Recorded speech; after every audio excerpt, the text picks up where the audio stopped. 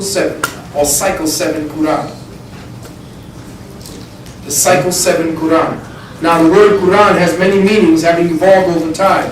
It's been said to mean that which is spoken, that which is preached, the call of God to come forth. He reads, he recites. From the Siratic or Qurani or Quryana or lesson, scriptural reading, earliest meaning, or the act of reciting, or to set something that is sent down. But my favorite meaning for the Quran is the final revelation of God. Thus we say that Prophet Noble Drew Ali, as one of the messengers sent back to realign the minds of black peoples in the diaspora, gave us a book of ethics and proceedings to prepare us for the incoming shift of consciousness through his 7-cycle book of the revelations, or the final revelations of God. The book of the 7th cycle is a preparation for those who are to inherit the cycle beyond the present incoming cycle, which is the 6th cycle, that mundane environment humanity is destined to inherit. Also, the popular Quran and the Hadith mention a future time of judgment. Listen carefully. It mentioned a future time of judgment and resurrection, a time which is known as the Qiyamah. In the tradition of the Prophet Muhammad, this time is indicated as coming sometime after 1400 years of the Hijri calendar. And so with that, I would like to say to you, Brother Black Dot. I'm here. Oh, do you have a... I don't have one. Oh, you don't have one? Want me to turn the lights off first? Yes, I'm going to turn the lights out first. We are going to go over everything that we just did. But this time, kids, we're going to have pictures.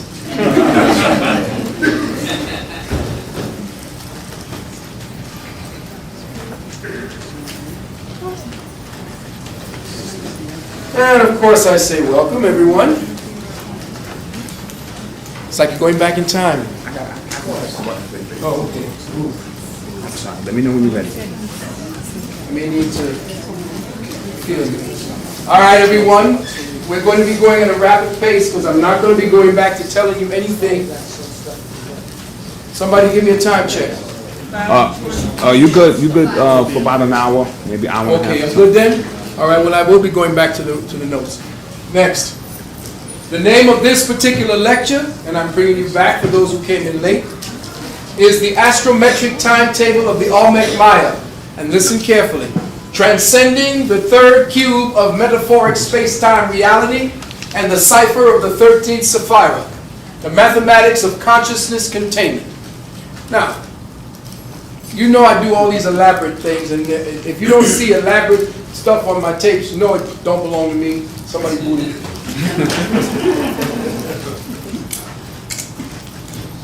The astrometric timetable of the Olmec Maya, always, brothers and sisters, no matter what it is they try to push to you, know that the Olmec, or so-called Olmec, and the Maya essentially are Johnny-come-lately terminologies that have nothing to do with what's really going on in Mesoamerica. If I had the time, I would speak to you of sciences and information about the place that you now inhabit called the Americas that will blow your mind.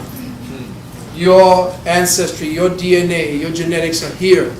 It didn't come from Africa, you've been here. And that's another part that we have not yet, coming out of the old school from our masters. That's something that only one that I've known of, that was Van Sertima, who actually promoted that at a very heavy thing when it came before Columbus. Now what I'm about to do is to show you, or give you a historicity, so that we could actually give you a sense of what it is that we've been talking about when we were talking about it and asking you to deal in your right brain. Now you can deal in your left brain. Next. Brothers and sisters, that is a Tamo'ankan. That is the Olmec Father. Next. Those are the Mayan sons. Know the difference. You and your fathers and your mothers set the stages for these fathers and mothers. They came later, much later than your people. They were transplants. Everything now is showing that your people were here as the fathers. And I don't care I'm about to show you exactly what it is that these people are trying to get away with. It's going to blow your mind what it is they are trying to perpetrate to their own people. Of course they're going to try to sell it. They would never, ever release the book that I have here. They would never come into the black community with it. And if they did, they'd be laughed out. But in that book, brothers and sisters, has some of the most profound sciences that your ancestors left here and that they have adopted, and that they are creating whole textbooks saying that they're the ones who did it. Next, please. To tell you the name, you are the Tamoan Khan. The people were the Tamoan Khan. This is how it was spelt. This is how I had researched it and found it.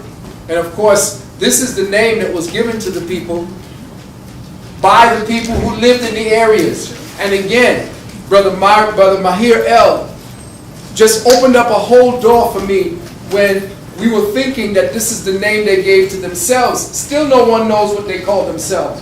But they know the people who are the residual members of the tribes and the people who lived in the area, they know what they call them. And they call them Tamoan Khan. And the Tamoan Khan are those who teach the wisdom.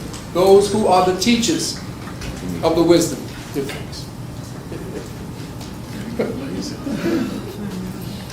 Yeah.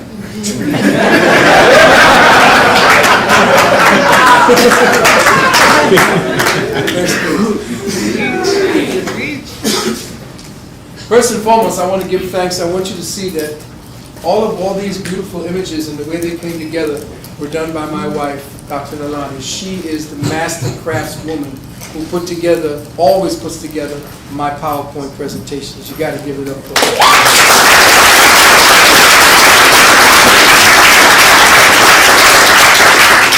I feed her the raw material and she takes it and she's the one who smooths out the rough ashlar into the smooth and perfected ashlar. Look here at all these white people that I'm showing you right now.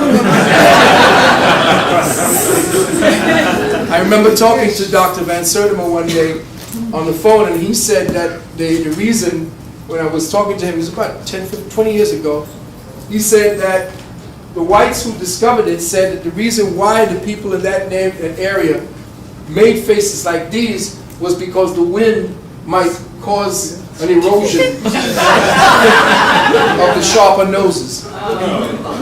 And so flat, broad noses lasted longer on statues. And I said, and that was their official and scholastic explanation. Both of us laughed. Next, please. Just to give you an idea of the pictures of the people. And the funny part about it is, Europeans are not looking in Europe for gold, silver, pyramids, or anything spiritual. There is nothing spiritual in Europe, and nothing spiritual ever came out of Europe. So whenever Europeans are looking for something to find out who they were, they always transplant themselves. Now you need to go up on the website and punch in a man's name. His name is Tim Wise. And Tim Wise breaks down his own Caucasoid brethren by saying that because of their deficiency and who they are, they tend to project the worst of themselves onto others and say, see, that's who they are. Well, they've used that same type of psychosexual pathology to project themselves into Africa, to project themselves into places around the world where they're digging up in your graves, digging up places where people buried themselves and say that that's where I'm going to be forever. No, we were going into their grave. Imagine if we were going into Europe in their graveyards and start digging up in their graves. Well, they're in the graveyards of our people, but you see, they've got Arabs who are over there now, who are also part of the whole machinery of the Vatican. And you have a pontificating jackass named Awas, who's over there standing in front of the pyramids talking about his fucking ancestors built this. And then he could say that King Tutankhamun, but see, we never put ourselves in front of God. We never named ourselves in front of God. We always said Amen first. we came after God. It's funny how we switched and called him Tutankhamen. What was his real name? And why was the significance of his name now switched from Tutankhamen, from Amen to Tutankhamen? That was something we never did. We never spoke the name, our name, before God's. So now you have him saying, no, Tutankhamen wasn't white. You look at that little black face. He directed it at us too, African Americans. Oh yes, he did, because we have no power. We're too goddamn busy not finding out our own spirituality. So they could always deny us. But you see, the face of that little boy Prince is undeniable. I could walk up and down the streets of Harlem and see his face on damn near every child I walk by. And yet still they're going to tell you he was not black. Then what was he? He didn't say. White boy with a deep tan. That's what it was. Next please. Again, I will show you the beautiful black faces of your ancestors. Of course, they all take the credit because we discovered it. The reason why black people are not discovering anything is because we are left back here to keep the spiritual index of this planet intact. If we left this European to his own fucking resolve, they would have blown the goddamn place up already.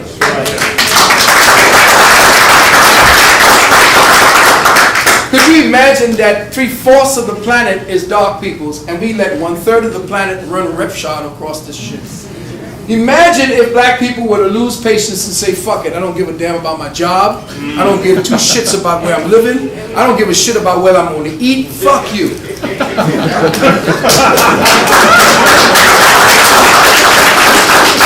That's some dangerous shit. You got to make black people believe they need to be at a job. They need to have that Benz. They need to have that shit. Because every time you feel you're going to suffer, you start getting scared. That's why I say, black man, you worry about what happened about your woman. My book is going to come out and talk about the sisters, but guess what? I say it's written for sisters, but dedicated to the brothers. The problem is, the reason why a lot of our sisters have gone astray and then we got infected by the Oprah virus is because we no longer feel the need or have the balls enough to die for anything. We don't want to go back and get them. So of course, who they are the support systems of our whole human race. So if you don't want to get them over there to support you in something, to get your mind targeted, they'll go and support the society. Because why? You're giving them the children, and you ain't taking care of them. So we got to get back on track and begin to understand and understand that if you as a man don't assume the role of a man, then you give twice the burden to your woman. Now she got to be a man, and guess what? Yeah, they're out there now. Every woman I see out there now from the age of like 19 down or going up to 20, 25, all of them want to have a dick. Yes. Or act like they do.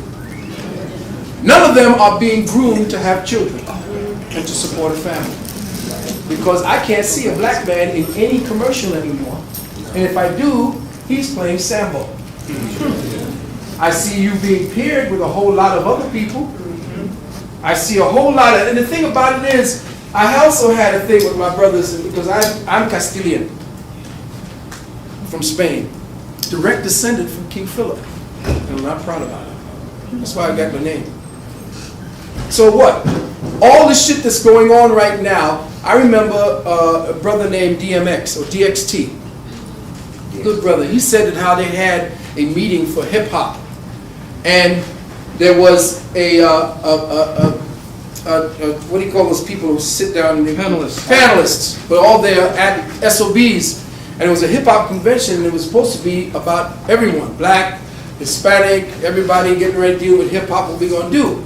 In the audience, light-skinned, very light-skinned Hispanic brother stood up and said, man, I don't see no Hispanics up there. Because everybody up there was black. And he said, you don't? Brother stood up and started speaking to him. In Boricua. Borican. He said, see, that's how racist your fucking ass is. See, you deny your own black grandmothers in Puerto Rico. And you keep forgetting that because you speak Spanish, that you somehow think that you're Spanish. But see, your dumb ass got colonized by white people, and you now, knowing that the upper echelon, because it's happened in the West Indies where the hell I came from too in Trinidad, everybody liked me because I was light-skinned. And I began to understand, my mother, bless her soul, bless my father, said, don't go fall for that shit. That's colonizing. That's what happened to us when we were colonized. Don't lose the sense of who you were. And I say that to all of my Boningang brothers and sisters. Don't lose a sense to your African heritage and to your native heritage or your Tuccionist heritage. Don't give a fuck how light you are. That can also be cured.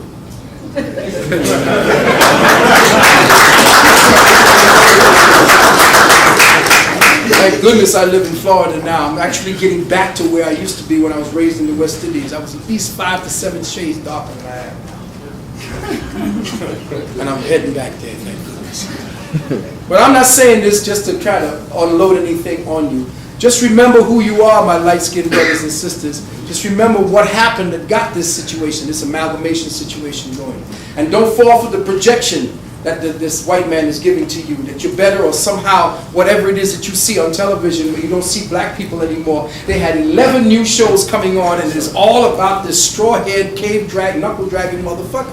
I'm sick and tired of seeing another blonde-ass female telling me how beautiful she is and the gorgeous, and then the evil one is white, but she got black hair. Look at the mindset that you're looking at. And this is who you are. This is who they keep looking for. Every time they look for their spirituality, they find this fucking face. And you still don't get it. And in your churches, you got some straw-haired motherfucker.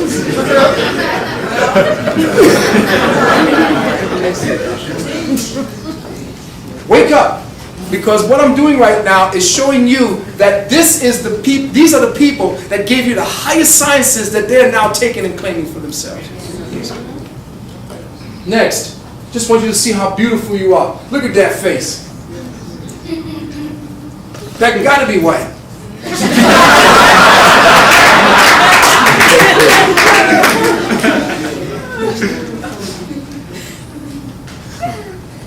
Oh, there's no doubt now.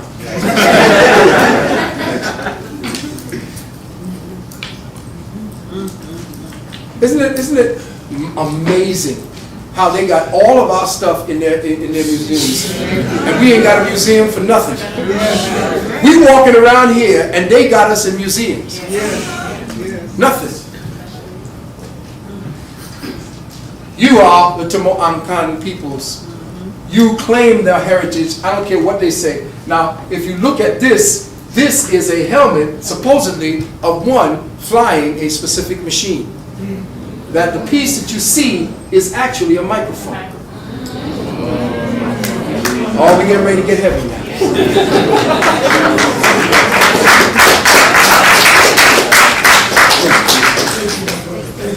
Understanding and understanding that this is where you came from. Understand and understand that you had civilizations beyond what it is that they could ever hope to create. Oh, it looks pretty good. The skyscrapers look all fair, but you know what? A little shake on the ground and the whole goddamn thing comes tumbling down. Yours was built to be here forever. Forever and ever. The stones, they are still now mystifying and completely turning upside down all calculations, previous calculations. That's why the white man's science is so tenuous. It keeps changing every 5 years.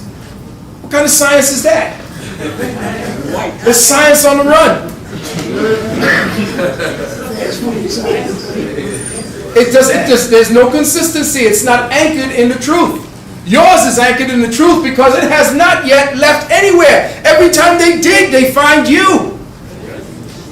And when they dig for themselves, they find bones of Neanderthals.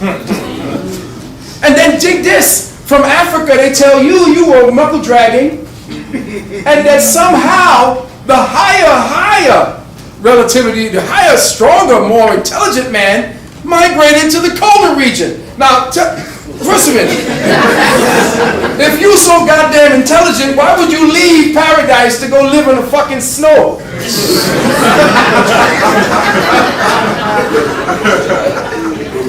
Yet they tell you that the Neanderthal man was a step up in intelligence for humanity. And of course, Neanderthal man now can take all the credit for everything that happened, because guess what? He then migrated down to Africa and went to build the pyramids. That's what he's saying. Neanderthal went back to Africa and built the pyramids.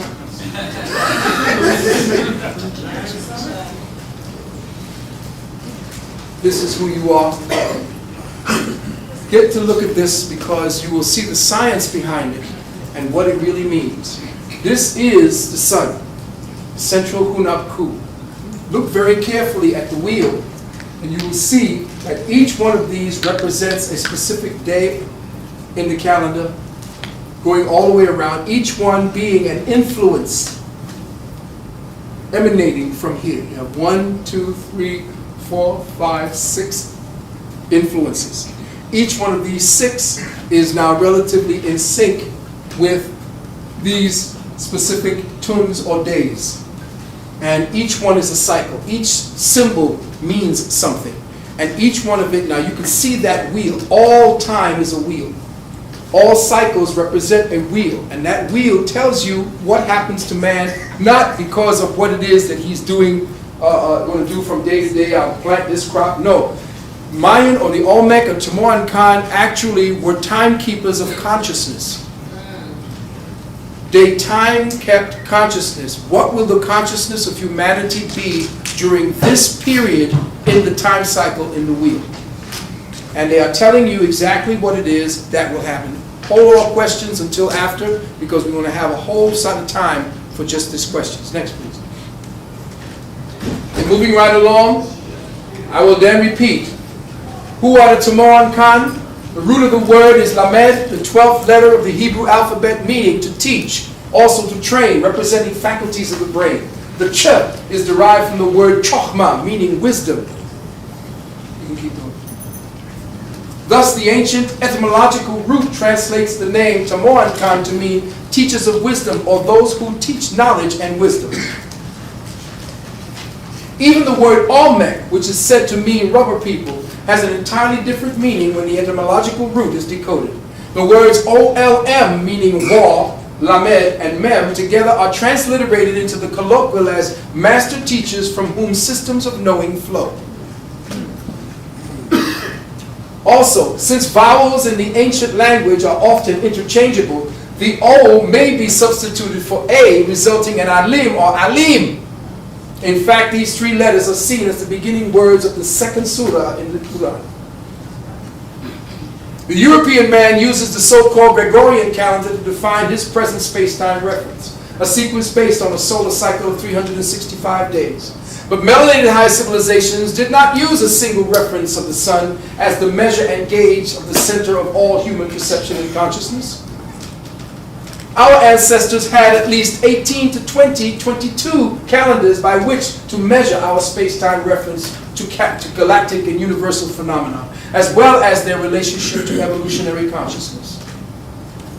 To the Tamuan-Khan Olmec, each day in creation has its own sacred energy or purpose. There are 260 different combinations of 20 different day lords or sacred sun sigils. Does everybody know what a sigil is? A sigil is a symbol that represents a whole. In other words, if you want to condense a 1,000-word paragraph into one little sign, you can create out of those word symbols a specific sigil that would mean the whole paragraph. So you would take pieces of the paragraph and the meaning and then put them together and you would have a symbol. That's a sigil.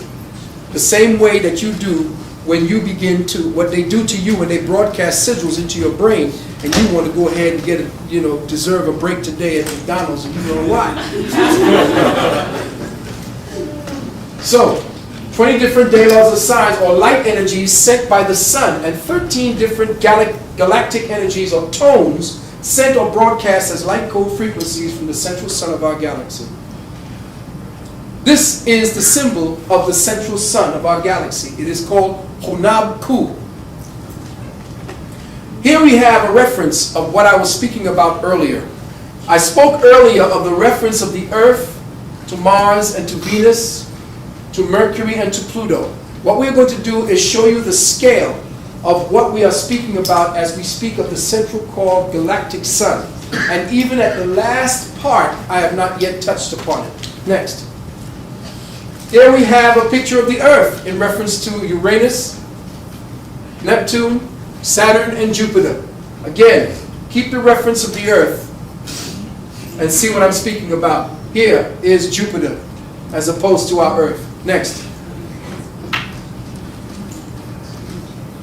Here you see our sun in relationship to Jupiter, in relationship all the way down to our Earth. Wait.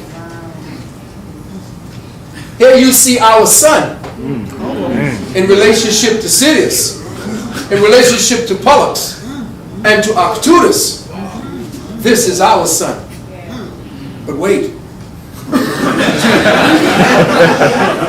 Here is Sirius. Here's Pollux. Here's Arcturus. Here's Rigel, Aldebaran, Antares, and Betelgeuse. Where's our sun? You can't even see it. Next. That is the reference I'm talking about when you speak about Betelgeuse and Antares. These are just part of the sun systems that are in place that are not even close to the size of Hunapku. So we are nothing more than essentially electrons spiraling around a galactic core atom of huge proportions, indefinable proportions. And around that, we have billions upon billions upon billions of galaxies. And this white man says we're the only one here. What monumental ego in God. Even his own people said you got to be a fool. Especially that Vatican fool. You know he knows something. With all the secrets his people done ripped off. All the civilizations he's just genocided and stole and ripped and destroyed. How much information is in those catacombs under the Vatican? Huh? Belonging to your ancestors. But you see, they can't do a damn thing with it. That's right. They can hold it in the museums, but unless the original owner holds them, shit don't get done. They got to give up everything they have stolen in that. Now we know that they are supposed to be, in this time, the keepers of all of the artifacts. But they are supposed to have relinquished this 20 years ago. When the Native Americans came to them and said, give us our artifacts so that we may save the environment, they refused to listen. And this is why they're going to be destroyed. Go. The combination of both our solar sun's 20-day lords and the 13 galactic light sentinels constitute a harmonic sequence of divine intention vibrating a conscious index equal to 33 degrees. The resonating equivalent of 1 degree above the freezing point, or symbolically 1 vibrating degree above the present levels of consciousness that atrophies humanity's present perceptual cube of space. It means that when you're dealing with 32 and 33 degrees, that's the reason why the Masons deal with that. Once you get past 32 degrees, you're up at the freezing point, which means your consciousness is frozen at that level. The 33rd degree is you 1 degree above the lockdown cycle. Which is why when Nibiru came into our sphere of existence at an angle of the ellipsis at 32 degrees of the ellipsis and left at 33, the wake brought the whole consciousness index of the planet up. Next. The Tamuankan Olmec Mayan calendar is a diary of the cyclic personality and intentions of the central core galactic mind. In this diary, we find that evolutionary consciousness has taken very explicit and specific patterns of genetic-based enlightenment energies 7 times over a period of 16.4 billion years. And with each new round, the cycles of creation accelerated to a speed 20 times that of the previous cycle, each rate of acceleration matching the levels of consciousness attainment in humanity. These 7 cycles taken by the evolutionary consciousness stream by way of genetic-based light accretion. Light accretion means that your consciousness is rising as a result of the specific fixing of light frequencies into your DNA codex. And what it does, the light frequencies begins to activate something in your DNA to create the DNA, to cause the DNA to create all these little antennae along the DNA tract that pick up more and more information. These antennae are created from protein. And the protein is actually created from the materials that you take in. And this material begins to create these little crystalline antennae along the DNA, and you get more and more information in the DNA, which then changes your whole body. So that if you were to have a baby sperm, the sperm now creates a child that is along that index, that consciousness index. Next, please. Since our ancestral masters said that we are presently in the 6th cycle at 20 times the speed of the previous cycle, this would explain why time as we know it appears to be speeding up, while space as we know it is being reconditioned by the incoming light flows of cosmic redemption into a new containment of perception. Next. However, it is not time that is speeding up, but our shifting angles of perceptual reference. As the angle velocities of the atom increase, which uproots the perceptual space-time anchors previously used to construct our individual cubes of space. According to the Tamuankan Olmec Maya, the energy patterns of creation are situated in a spiraling, three-dimensional linear pattern, like the pyramid cone consisting of 9 levels or cycles. The first, or bottom level of the pyramid, represents the longest period of corporeal consciousness incubation, the cycle of evolution that began approximately 16.4 billion years ago, a time which European Darwinists define as the cellular level of creation. The second level of cycle of the pyramid is 20 times shorter, due to the consciousness accretion and acceleration, and is dated approximately 840 million years ago, a time defined by Darwinists as the mammalian level of creation. The third begins circa 41 million years ago at 20 times the rate of consciousness acceleration, beginning what the Darwinists define as the cycle of the family or Homo sapiens. The fourth level occurred 2 million years ago and is the tribal level. The fifth level 102,000 years ago and is the cultural and agricultural level. The sixth level occurred 516, missing, 5,116 years ago, called the nationalist level, with man creating laws and sovereign nations. The seventh level occurred in 1775, called the planetary level. The eighth level began January 4th, 1999. This brought in our reconnection to the galactic level and so-called ethical considerations.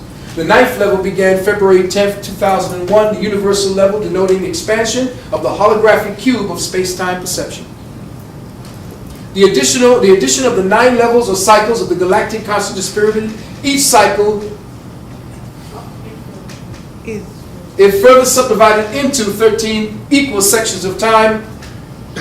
The first level, circa 14 billion years ago, divided into 13 sections or heavens, is 1.26 billion. This is all technical for everybody who wants to do the research. Second level, 840 million years, divided into 13 heavens, 63.1 million years. Third level, 41 million, divided into 13 heavens, 3.1 million years.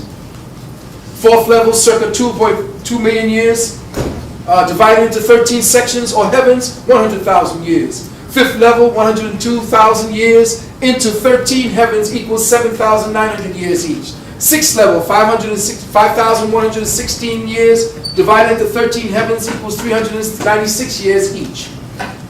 Seventh level, planetary level, 2 million years divided into 13 heavens, 19.7 million years. Eighth level, galactic level, occurred January 4th, 1999, into 13 heavens is 360 days long. The ninth level, the universal level, destined to occur February 10th, 2011, into 13 sections, becomes just 20 days long. So when we get to the 9th level,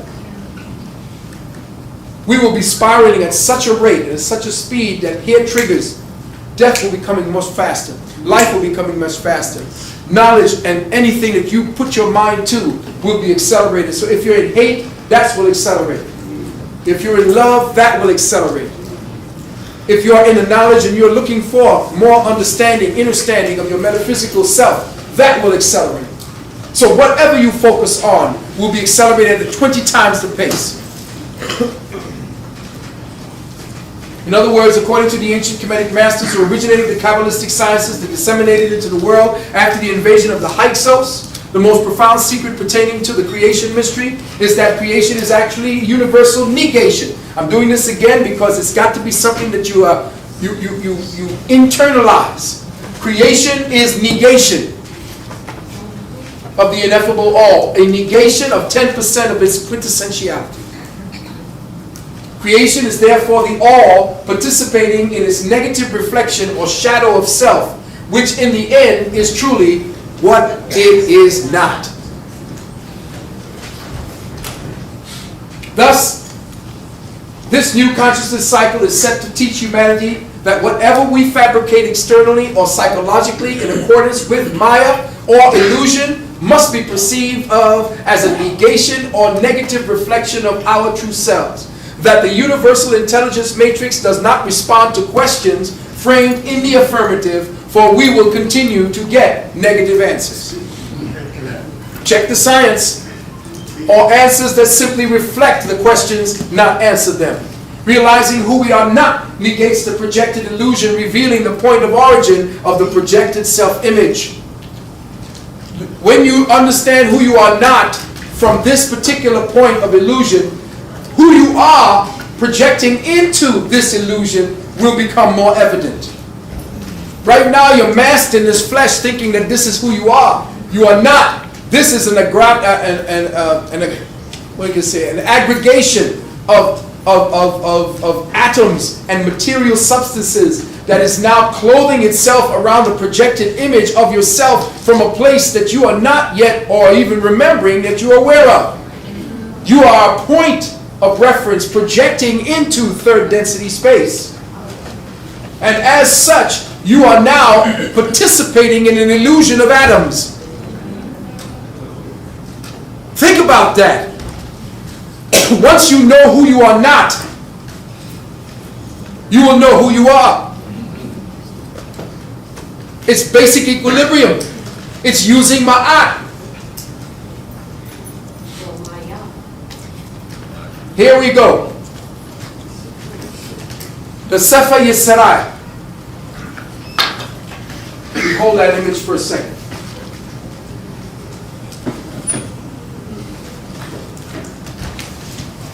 Y'all think that's Jewish. And y'all gonna get pissed at me because I'm about to talk about some Jewish shit. No, I'm not. Nope.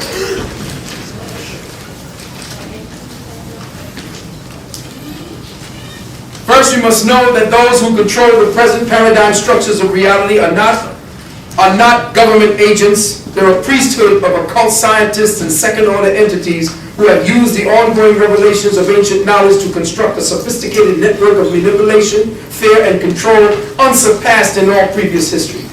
They have used the accumulated knowledge of man as a weapon against man.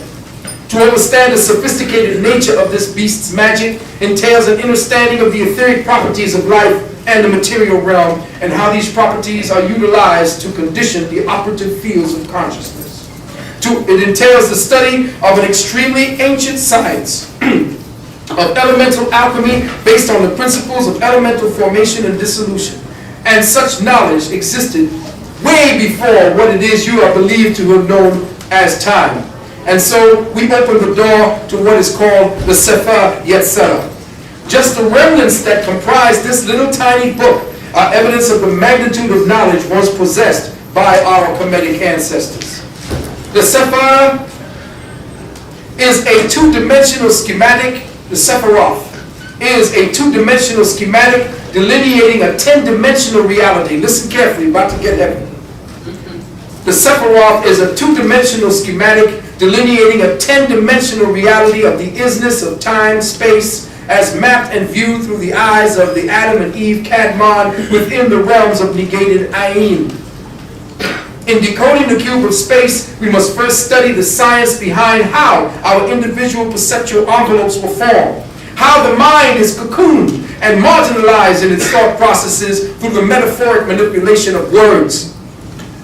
This entails an understanding of the etheric nature and universal galactic origins of the energies used to condition the operative fields of intelligence and consciousness. It entails the study of an ancient science based in the principles of elemental formation in an ancient language derived from Earth's mother tongue called Aburu, which became fragmented into the ancient dialects now known as Medu Neter, Sanskrit, Hebrew, Twi, the language of the Dogon, and all of the ancient languages we now are studying. From the ancient master teachers who were known by the names of Jehudi Toph, Esau, Quetzalcoatl, Lao Tzu, Enoch, Velacosa, Buddha, Zoroaster, Methuselah, who all walked the earth during the times of Pangaea, Kemet, Sumer, India, before the Great Flood and assorted cataclysms, humanity has witnessed infinite cycles of evolution in consciousness where master teachers have returned to elevate present humanity in their next stages of higher perception. And evidence of them having been here is now coming to light every hour of every day, especially with the present declassification of the ground-penetrating radar scalar. Astonishing data has surfaced about the enormous labyrinths of underground systems, and evidence of advanced civilizations are now coming to light. Past advanced civilizations are now coming to light. At places like Guatemala, tunnels have been mapped under the Olmec Mayan pyramid complex at Tikal, which extend over 1,500 miles into the opposite directions of the country. Tunnels! This is said to explain how a civilization of 12 million people disappeared at the arrival of the Caucasoid. The SIDAR radar was used in Kemet back in 1978, and it discovered an enormous subterranean complex beneath the Great Pyramids. For 30 years, top-secret excavations were conducted, which resulted in a film work yet to be shown to the public. It is called Chambers of the Deep. They won't release it. This film showed the discovery of a megalithic metropolis. A megalithic metropolis 1/2 to 1 mile below the Giza pyramids. That's been dated at over 15,000 years old. It has been dubbed by the secret scientists of the Jason Society as the City of the Gods. The film shows hydraulic underground waterways, massive chambers the size of the largest cathedrals, statues the size of the width of the Nile. Let me say that again. Want to know how bad you were? Statues the size of the width of the Nile. Underground. Hello, somebody.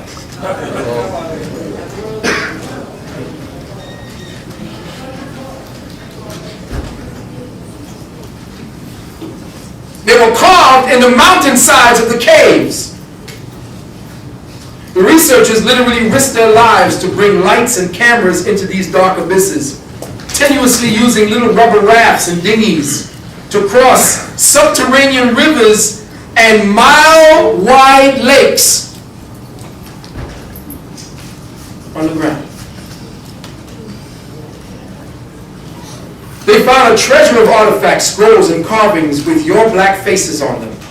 They unearthed technology so advanced, we look like we're in the Stone Age.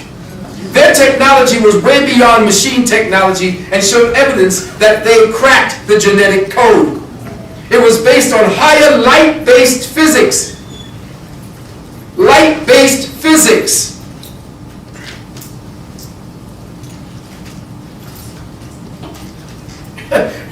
Just sitting here, having gone through the research and what it is I'm telling you, I'm only giving you a piece so that we can move along. For example, it's been finally discovered that the Great Pyramid is harmonically tuned to a specific frequency or musical tone. That each stone has a musical note attached to it. That the sarcophagus in the center part of the pyramid is tuned to the frequency of the human heartbeat. That it mirrors the positions of planets and stellar systems. That it mimics the chakras and harmonic cavities of the human body.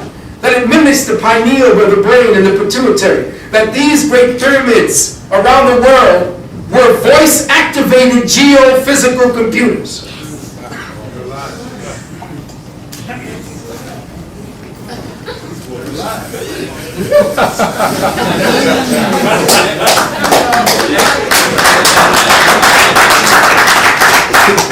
Voice-activated geophysical computers.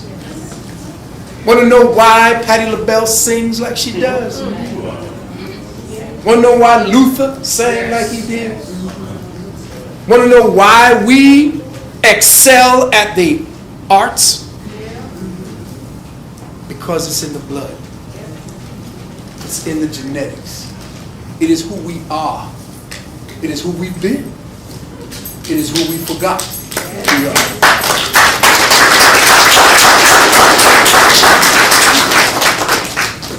Voice-activated geophysical computers. And you worried about the rent.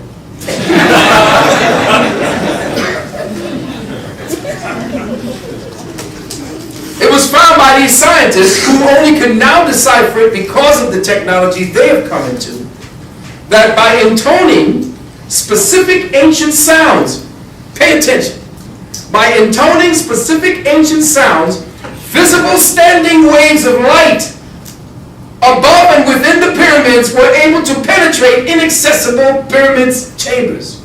In other words, when they began hitting certain notes, a light would come up out of the ground and then open up a door.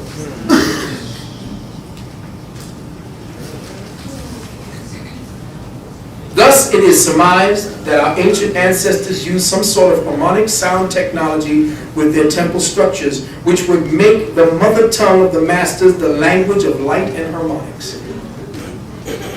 Now you want to know why they wanted Kunta Kinte to call himself Tony?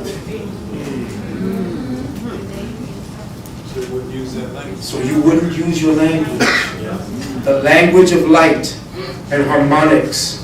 Remember I told you that when African people speak, they're speaking of the drumbeat of the earth, the wind, the lightning. You hear it in their song.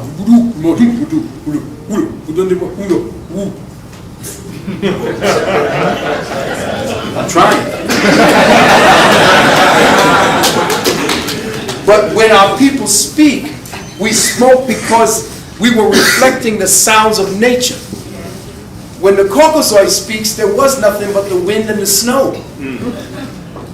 So his language became more laborious to speak. And his mouth had to be changed in such a way as to speak like that. Because you didn't want to open up your mouth too wide, this shit will freeze and you die. But if you listen to black people, our mouth is up.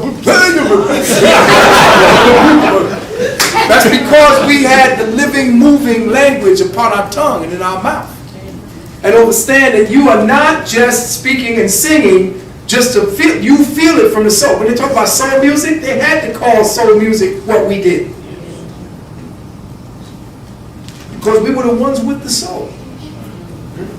Soul is something you grow. And they didn't have it at that time. I remember when I was coming up in the 50s, and I'm dating myself, I used to watch white people dance.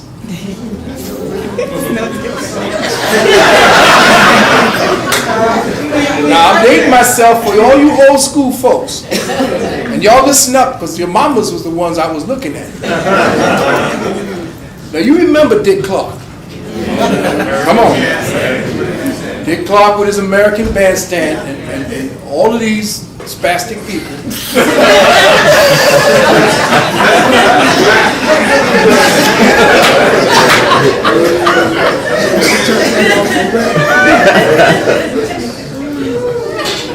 And even when you were back there looking at your brothers and sisters during the Motown time, it may have looked a little funny to you, but it was in the rhythm of the time. And when you look at white people's music on screen, and the music is playing and they're dancing to it, it don't even look like they even, are they listening?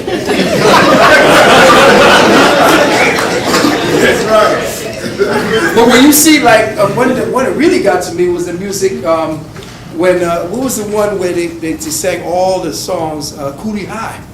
Yeah. Even in Coolie High, when that came out, the brothers and sisters were actually in sync with the music when they danced. But that's because of who you were and who you are. And I know it that soul is something that you grow into, because I remember when white people couldn't dance. I would dance into our music until they began looking, and your boy broke down the color line and said, let me bring in a few black people to dance. And all of a sudden, by some kind of osmotic affinity, white people looked like they were catching on. And then I found out that they was putting footsteps on the floor so that they could catch up.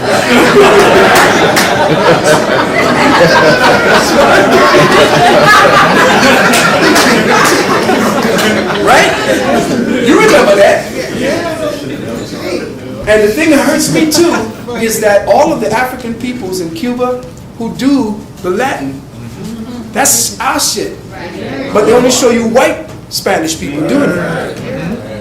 But when they did an old thing in Cuba, when they went back to Cuba, Castro's Cuba, and they saw all the people, and what pissed me off was Gloria Estefan playing black music, and she didn't say one fucking thing about where she got the music she was playing. And everybody said, come on, everybody, the Chulak Conga. I said, no, wait a minute, hold up, you don't look like the one that made that. You weren't. And then when they go back and they show you all the black old folks up there dancing and doing their thing, and they, you know, it's, oh, that's where it came from. Yeah, but you don't get any play. So I know how you grow a soul. By osmosis. The lesser next to the greater always saps what the greater has. And by affinity, automatically evolves. So we know that there's a science involved. Now they don't need you. Now in all the movies, they got your music playing in the background as if, hey, that's all we've been listening to. I remember the reason why they persecuted Michael Jackson. Y'all don't know why they had him up on trial for pedophile. Whatever that boy did, it wasn't about that. It was about your boy Paul McCartney, who had become knighted. That motherfucker wanted his music back. And you notice that there was no movie that had one goddamn Beatle music singing in it. That's because Michael owned that shit. But you could hear Motown in every fucking thing. And everything is, you know, it says, my girl, my girl. What does the little white boys know about my girl? They were not listening. Oh, here we go. Okay. They were not listening to My Girl. My Girl was all the way on the 1600 AM dial. White people were all the way up on 25 or 50 or 80. That's where you had to go with white WMCA and all that. There wasn't nobody playing our shit.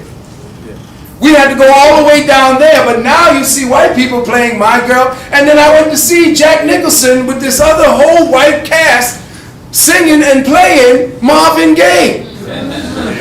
Sexual healing. And they get it on. I said, oh shit. They're playing our shit.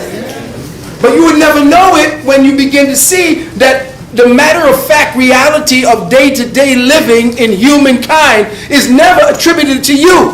Every movie they make about you is about a fucking criminal past or some kind, like what they're getting ready to do with Denzel Washington.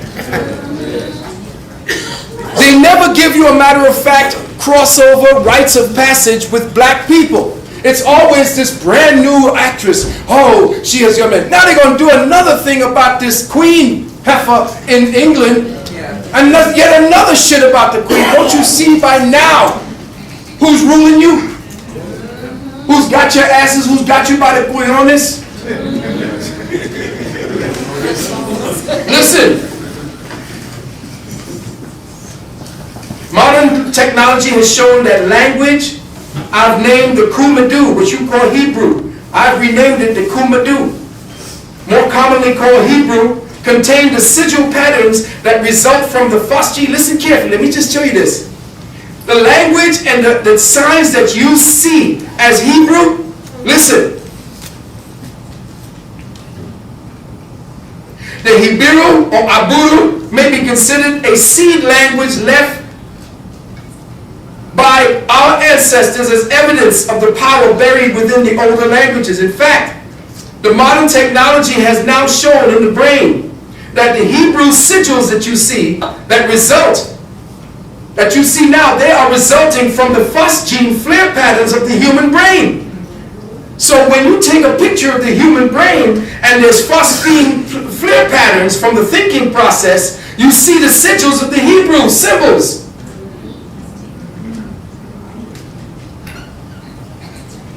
The phosgene flare patterns of the human brain, they are the same shapes and patterns taken by spinning vortexes of light and sound. So when light and sound are spinning at a vortex matching thought, you get the Hebrew language.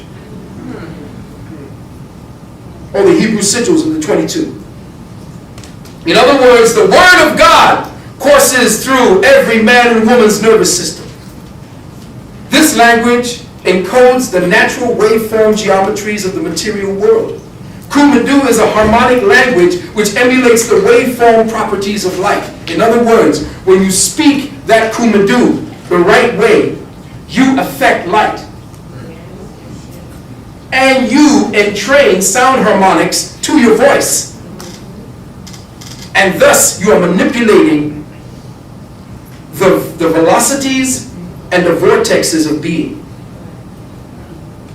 See now, to get you to know that what the word means and why language is so important and what the word really is about and why you are locked down in a semantic prison, that every time you try to realize who you are, there is a language barrier that stops you from understanding and understanding the thresholds above your lockdown sequence. So your lockdown sequence today presently is English. That's right, that's right. The English language keeps you in a lockdown sequence. That's why they have 6 different dictionaries for the English language. Because they have to keep revising it to keep shifting the furniture in the lockdown prison. So when they shift the cot over to here, and this time the bar's over there, you think you're in someplace new. So every time they give you a new commercial about what's getting ready to happen, they shift the semantic dynamics, and your mind now occupies this form of the cube, and you think you're someplace new. They keep the other corner dark, and then when they light it up, you think you're going someplace else.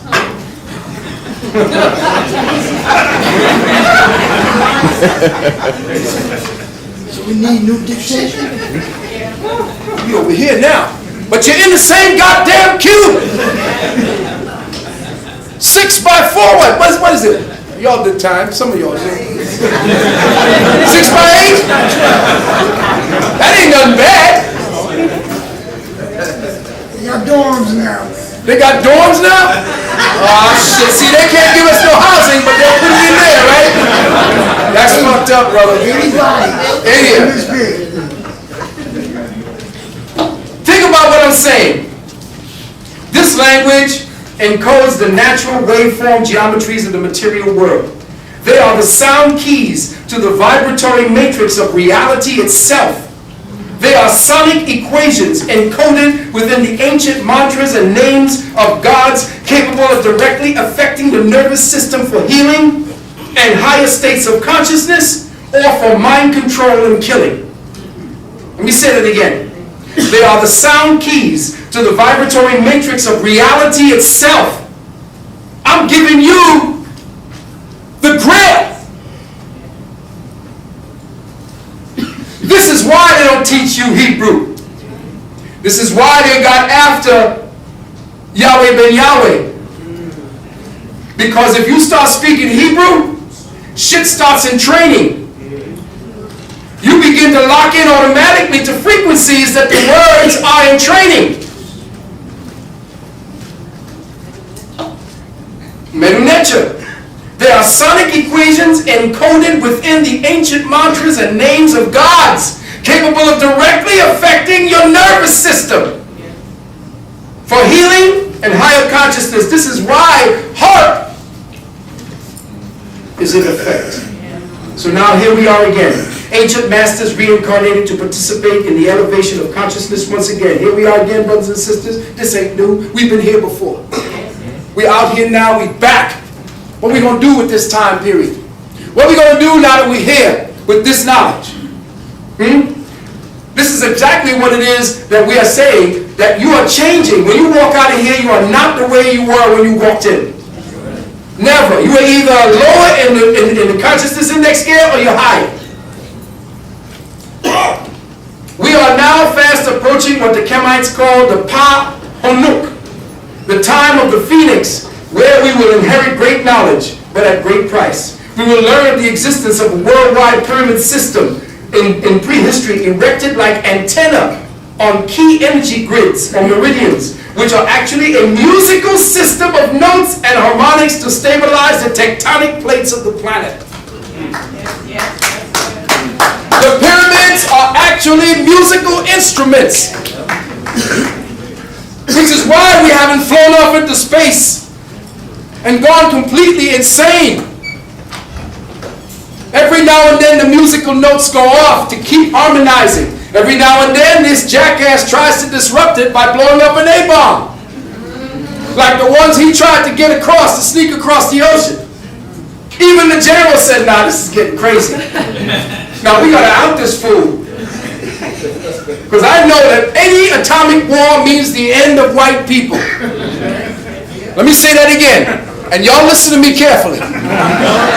Any atomic war means the end of white people. Y'all can't take the heat.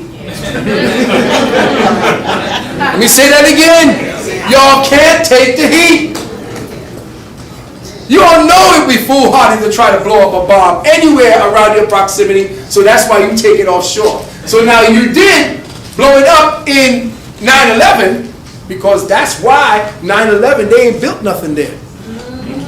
They can't. It's radiation. 2 micronukes were set off. If you were to take a shot from up out of space, you would see the damn place is still glowing. So none of the workers said, hell no, I ain't gonna build on that. That's why they all got sick. That's why they're all still sick. It's radiation poisoning.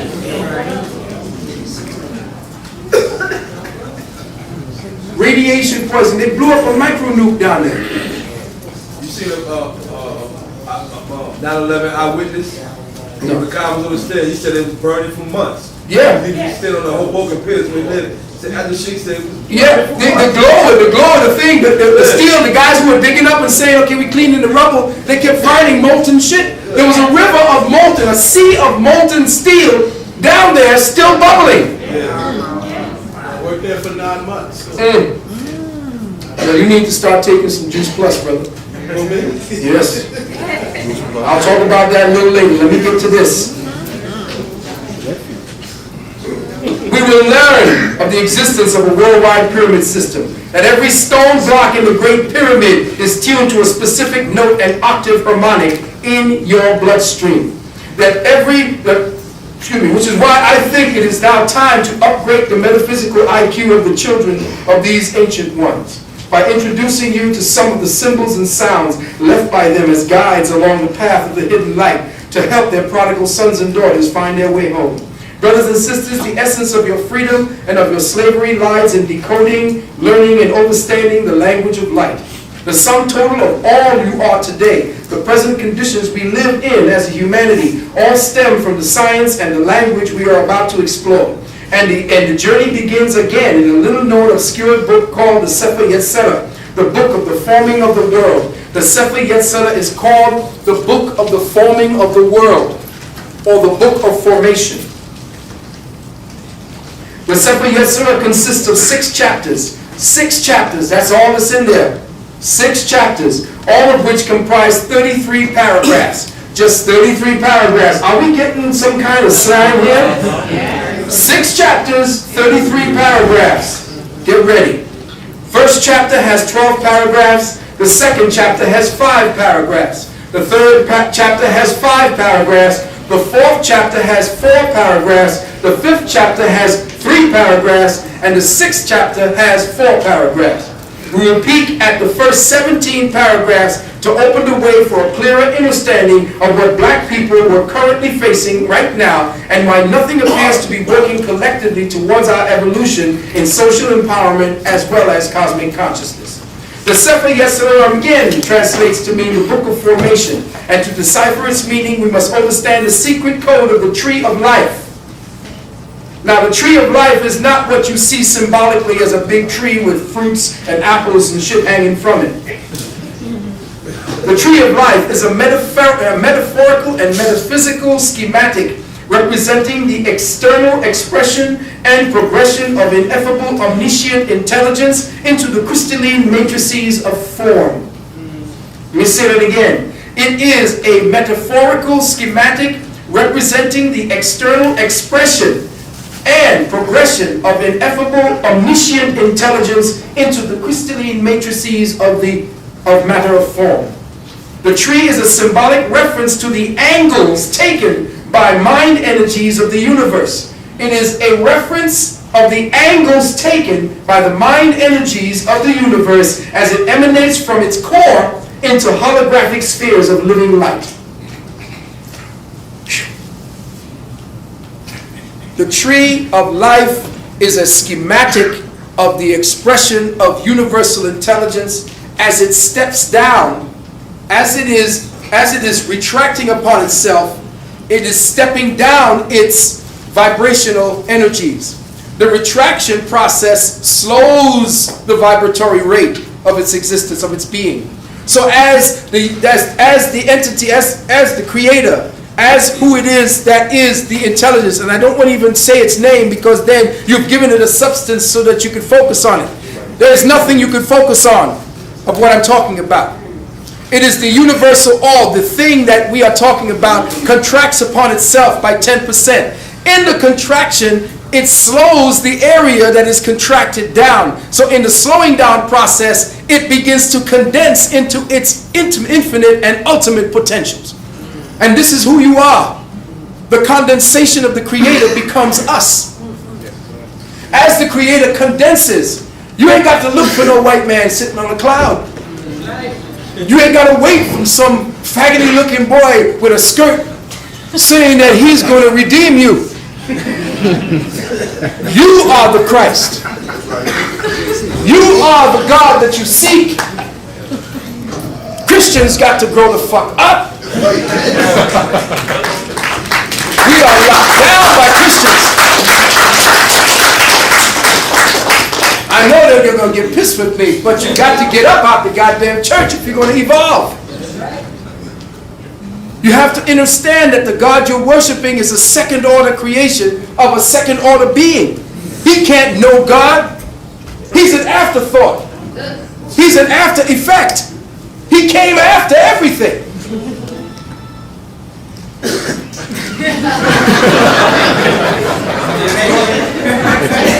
Tell you, they keep tuning in. And this is no aspersion. When white people begin to wake up and know that it is not their world, and they keep finding it, every time they look for themselves, they find these big black faces, and they say, well, what the hell do we say now? And it's becoming so more evident that the world was once black, that when P.E. said fear of a black planet, I said, that's it, right there. That's the psychosis. So what I'm saying to you, beloved brothers and sisters, is get your mind out of the fact that there's something sitting up in the sky, and that thing is looking down for everything that you do, and punishing you, rewarding you, doing all this to say, okay, you can come, no, you can't. No. That's bullshit. It's all one thing. And as that retraction becomes more sophisticated, retracts, the condensation process becomes the infinite potential that you participate in called life. The Sefer Yetzirah translated to mean the Book of Formation, and to decipher its meaning we must understand the Tree of Life. The tree is a symbolic reference to the angles taken by the mind energies of universal intelligence. The ancestors stated that the mind of God is viewed through the lens of third density in 10 spheres of intelligence as light. 10 10 spheres of intelligence as light, which when drawn two-dimensionally is seen as the schematics of a tree bearing 10 spheres of intelligence as its fruit. This tree is bearing 10 spheres of intelligence as its fruit. Now I'm asking you to work with your right brain because we're going to go into the left brain. These 10 spheres of intelligence have encoded with them the geometric templates and mathematical properties and formulas to create the forms of third density life forms through the manipulation of light by way of sound. It also reveals the angles taken by thought and the secrets to their manifestation, manipulation, and suppression. To become proficient in the use of this language, we must over and understand that all is mind, and that mind and movement become sound, light, geometry, and number. Let me say that again. All is mind, and mind in movement becomes sound, light, geometry, and number. So the universal mind in movement becomes sound, light, geometry, and number. Life on the material realm is an organic crystallization of these factors. It is an interlacing tapestry of etheric fibers of atomic origin, consolidated by the above-mentioned phenomena. Of the dynamics of number, the value and property called 4 is seen as the foundational resonant template for the construction of the rudimentary activities, with the numbers 3, 6, 8, and 12 acting as the interlacing values and properties delineating the third density envelope of individual perception. Thus 6, the number of the cube, and 4, the foundation upon which it is built, equals to 10. The 10 spheres of intelligence as sound and light, known as Kabbalah, and the spherical 10 principles come together. Why is 4 the foundational number?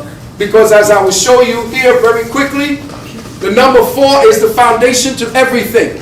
Why is that? The number 4 is the doorway to understanding the 10 Sephiroth. Why is that? Because 1 plus 2 plus 3 plus 4 equals 10.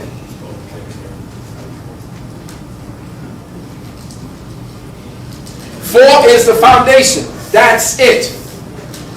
When it comes to the material world, it stops right there at that number.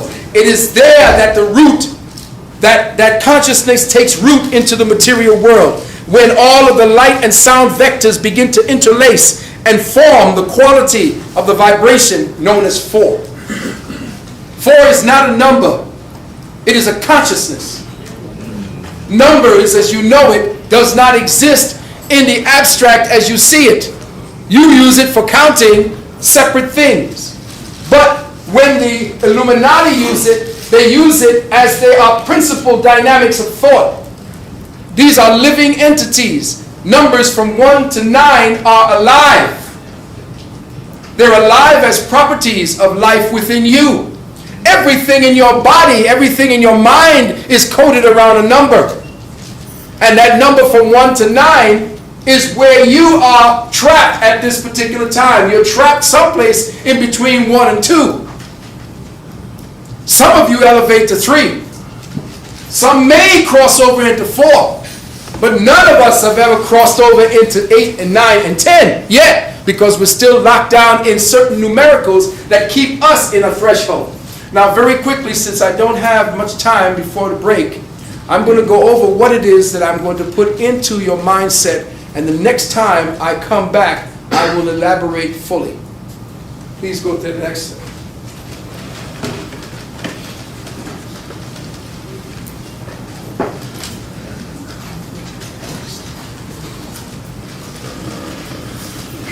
We spoke of this. First chapter, 12 paragraphs. Next. Yeah, go twice when you get it. The first 17 chapters we will have to talk about at another time. Next. Notice that the book of formation is not just about what is written in the text, listen carefully, but how the text is constructed and where key points appear in the body of the work. I was going to teach you that, but you know, this is, I told you it was going to be a 10-hour lecture, but I'm just going to give it to you within the last 3. The master teacher begins to formally admonish his student about the importance of the numeral 10 in the 4th paragraph of the first chapter. Wait a minute now. He tells you about the number 10 that I spoke about in the 4th paragraph of the first chapter. This is how the book is written, in these codes that you need to decipher. Why is this important? Next. Remember, the focus of the teacher is on the fundamental expression of material consciousness as calibrated through the number 10. Thus, chapter 1, paragraph 4 represents the sum total of the numbers 1 through 4, which equals 10. The numbers 1 and 4 represent the elemental progression of sound and light consolidating into the foundational templates of third density life. Next. The number 1 is called Yod. The number 2 is called He. The number 3 is called Wa or Va. And the number 4 is called He, which is what you know as Yud He Wav He. That is not Jewish. Next. Y is the Atziloth, the abode of emanation. H is Braya, the abode of creation. W is Yesada, what we were speaking about, the abode of formation. H is Ashaya, where you have in the Bible Isaiah, the abode of action. Next. Here you have in the template form everything that each one of the 4 worlds represents. And I'll leave it for you to look over, and we will go over this at another time. It's there on the tape. Next. When you look at the Yud He Wav He, you're dealing with fire and sight, air and hearing, water and taste, earth and smell. So each one of these are formulas based upon the 4 elements and the 4 senses. Your senses are the elemental sentinels. In other words, the elements are conscious as themselves. When they come together in your body, they become conscious of themselves because of the spark of life that you represent. You are now tabulating and calibrating your world based upon the consciousness of these senses. So, they can actually get to you by orchestrating your senses. By messing with your senses, they can lock down your consciousness. Yes. The number 10 represents the 10 Sephiroth, which is known in the arcane sciences as the tree of life. It is not this tree of life, though it was represented by our Olmec ancestors, our Tamoan Khan ancestors, as such. Next. Also as by the Aztec ancestors or Mayan ancestors, as well as Olmec ancestors, as such. You see it here. Next. But when we talk about the tree of life, this is what we are speaking about. This is a template I want you to become familiar with because I want you to know this, and there's a good brother, my good brother, Brother Rashid, who will be teaching on this and is teaching very well on this. I wanted to give you this as a template for you to understand what it's about. You are watching the emanations from what we look at as Ketha, Chokma, Bina. Now, these are the first 3 of the emanations of the all once it contracts upon itself. I'm going to give you that at another time. Burn this particular template and the angles, all of them. There is nothing here that's superficial. Nothing on this particular template is superficial. Every angle has a meaning. Every one. Now notice, you see these angles, right? It's everything that has everything to do with anything in the physical form. These are what they call Ketha, Chokma, Bina. This does not exist on all of what you see. If you were to go back to the first template, you would not have seen Dot, where they got Darth Vader from. Hesed, Guvra, Tibara, Nesha, Hud, Yasud, Malkut. These names are not names, they're formulas of light and sound. Formulas of consciousness. Next. Each one of them means something.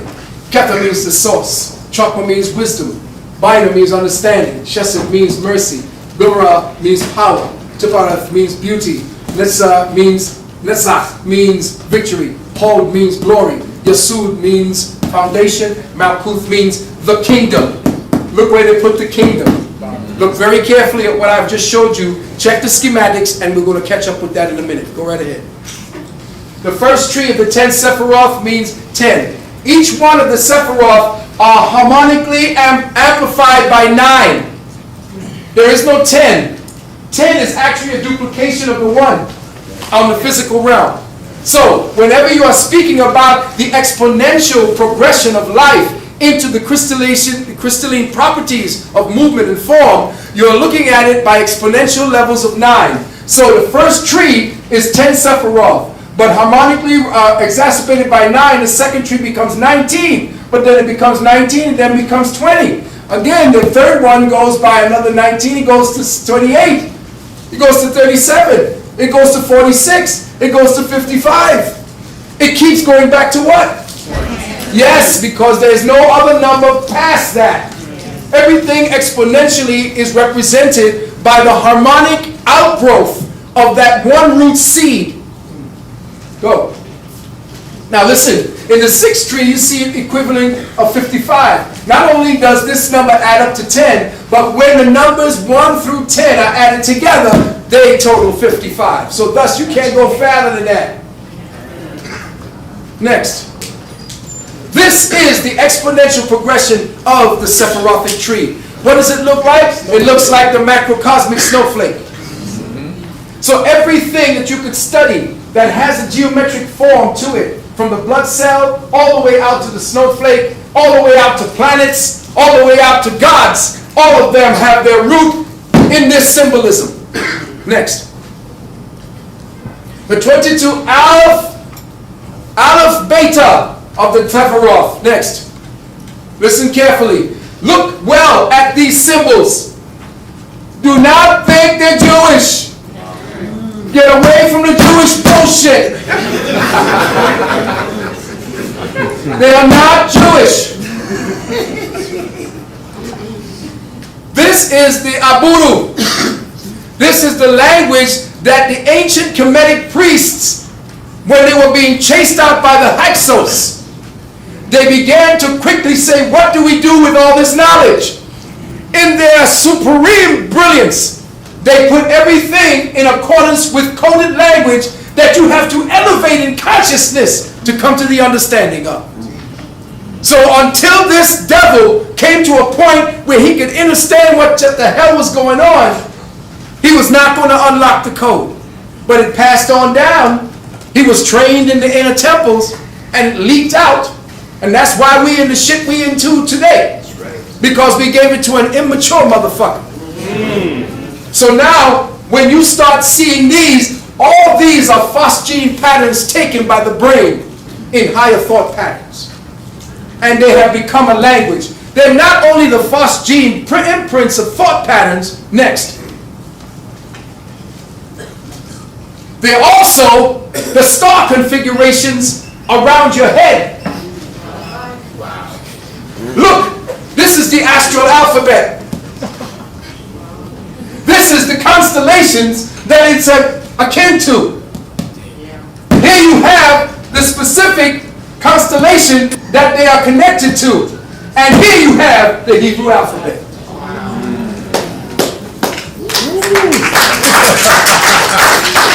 Notice, brothers and sisters, that the language of light and the Hebrew alphabet, you're looking at flames.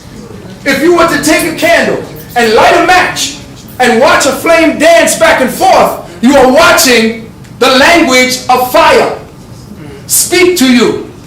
Well, all light, all language is based on light. And what's the best evidence or physical evidence of light? Fire.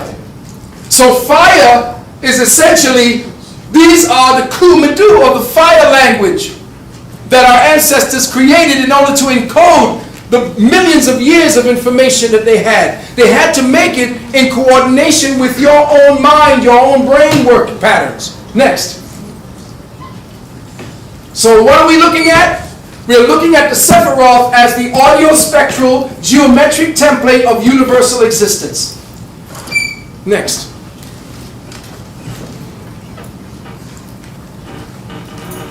And they repeat in a cycle and exist in 300 and 231 gates, and it comes to pass that all that is formed and all that is spoken emanates from a single name, the Sefer Yetzirah. This is what they hid from you. This is what they hide from Christians when they say in the beginning was the Word. You think some jackass named John said that. John didn't ever exist. John is a formula. John is a formula because there was no J's back then. It's ION, which is an ion, so it was the atom speaking to you, fools. Next. Here is the 231 gates by which light code transmissions take into manifestation. From this particular wheel that you see, these encoded scriptures right here, there are 231 gates connecting everything to the center. The center emanates outwards and then emanates back to itself through your thinking patterns. Yes. Next. The 4 cycles of the 231 gates. The first cycle is Atziluth, emanation. 182 gates of creation, 50 gates of understanding. The second cycle, Briar, or creation. The 231 gates of creation. The third cycle, Yetzirah, formation. The 231 gates of initiation. This is why I started here. So you can understand the world of form before I even get to beginning the world of creation and emanation. Before you can even understand that, the 4th cycle, which is what you all are coming from, is based upon redemption. The 50 gates of understanding and ascension, the 182 gates of Ashiatic redemption. This is what we're doing in the last 20, 25 years. I was dealing with this level. Now I'm here. But I'm hoping that I'm around long enough to get you here and there. Next, very quickly. Here you have a schematic showing you the different patterns that light takes. Everything is a schematic of light and sound. And the angles of creation are right there in front of you. Patterns where you can definitely form things out of nothing. Because everything that you want to exist already exists. You have to form the template by your mind. And when your mind forms the template, the sound begins to fill out the template. And when you understand how your thought process and everything else works, you will begin to understand that everything is based upon these schematics. Next. All together, you see, and I'm just giving you abbreviations, you are watching the different patterns taken. All these being light code sounds, all these being the vectors and the ways that the sound takes to connect together with these properties to bring about the kingdom. Next. Again, you are looking at the macrocosmic snowflake. Next. We deal with the Ein Sof. Ein, take out the I, what do you have? Where do you see those 2 letters?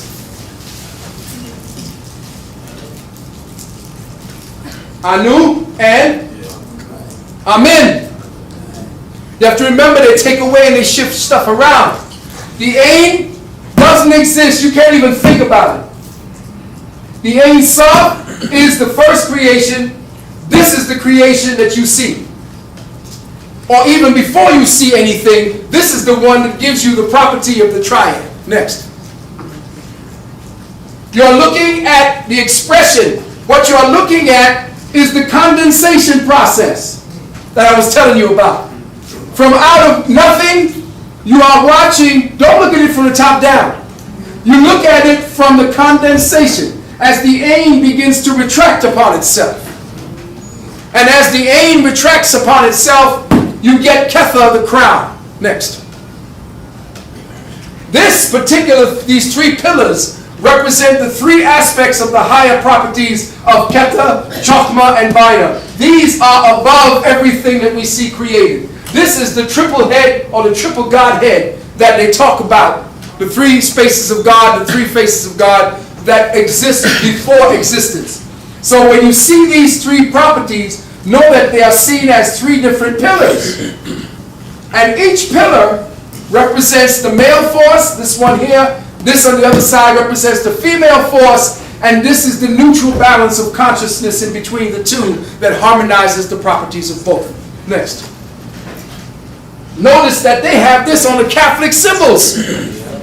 Look at it. What's that? Who else? And what is this? Don't tell me Valentine did. You are watching One of the most sacred symbols, called the Vesica Piscis. Going on, real quick. Wish I had the time. This is one of those lectures. I'd love to give it to you. This is what we talk about malice and mercy. This is masculine. This is feminine. So when we talk about judgment, we talk about the feminine, which is why they got a woman with the blindfold. And here you have the neutral balance or mildness connecting the two sides. Consciousness. The order of condensation from Ketha to Chakma, which is wisdom, to understanding, to mercy. Notice something is missing. Right here to mercy. Over here, dot. Remember, it's missing. They don't ever put it on the original one that they show you. Why not? We'll talk. Here we go, down. This way. Here, and then down into the kingdom. Next. This is all elementary. Now we put in the dot. But, know the rule. We cannot put the dot in at the same time we have Ketha. This is the hidden part of Ketha. This is knowledge. And this is what they are keeping you from. Go. Notice we broke down the 4 worlds. Dot runs between these 2 worlds. Notice that Absolute, Braya, Yesara, and Ashaya all have the kingdom. But have you noticed something about this kingdom as opposed to this kingdom, and this kingdom? Quickly. Nakut is the only one in the side. Say it again. Nakut is the only one in the side. Yes. Mount Pluth is the only one there. Why? Because it's It comes back to the one. But see, there's something that get you. Notice. Hit it again. No, go back. Go back one. Let me just do this for you quickly. I know that you want to get your break, and I'm going to get you here. We'll get you back. Sorry, buddy. You go back one? Okay. Notice.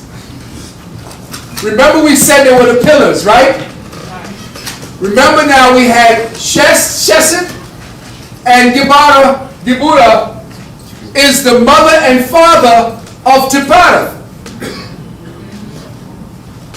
Nezach and Hod is the mother and father of Yesod. Chokhmah and Bina are the mother and father of God. What? Who is the mother and father of Malkut? Really? Okay, now I've delineated it for you. Look. Have you noticed anything about what I was trying to show you? Keep going. Hit it. Where would you find the mother and father of Malkuth? Well, you're going to have to go up on the Nile, around the kingdom of Abydos. Next. And on the temple wall, on the temple of Issa. Next, you will find this symbol.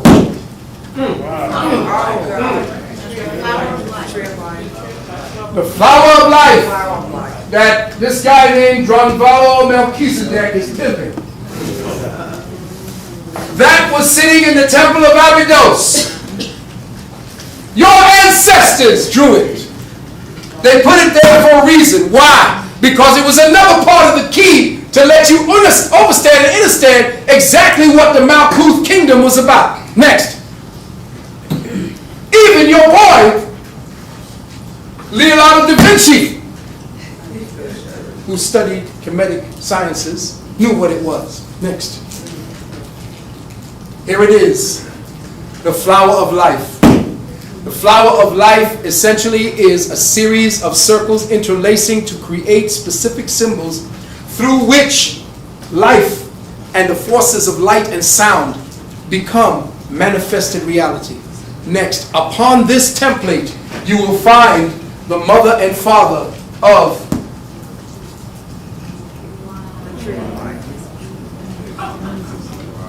here they are. But they never get displayed.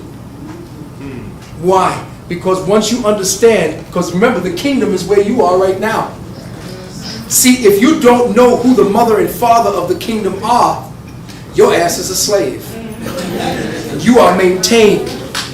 You are locked down. You don't know who your parents are. I'm not just talking about your biological parents. I'm talking about the parental parts of your spirit and your soul. Your spirit and your soul is gone. See, when you get initiated, when you get initiated and you've been initiated, they put you where? They put you in the northeastern section. Ooh. Oh, how many Masons in the house? You know what I'm talking about. They put you directly into the northeastern gate to sit down. That's because now you're initiated in. We can tell you where you were and why it is we've been keeping that part secret. So now, what's supposed to be looking correctly is this is what's been missing. The hidden societies know what the mother-father principle to your kingdom is, which means they know the secret of manifestation and formation. In other words, because you no longer speak the language of light, you no longer control your own destiny. They control you by manipulating the light and sound systems through your television, through everything you do, your TV, your computer. Everything is the use of these energies to create the Malkuth kingdom that they now rule. Next. So the real schematic is supposed to look, essentially, this is the seed of life. The seed of life we'll go into a little later on, another time.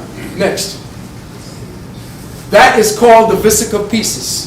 The Visica Pieces is when two circles come together and they create what? What does this look like?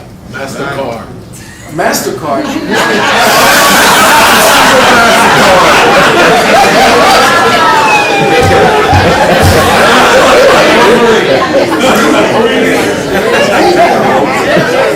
My God, brother, don't you have a woman?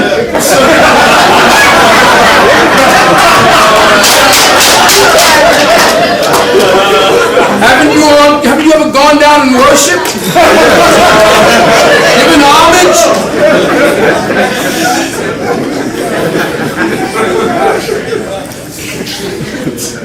This is the cosmic yoni. This is through which all things are manifest on the physical realm. Go forward.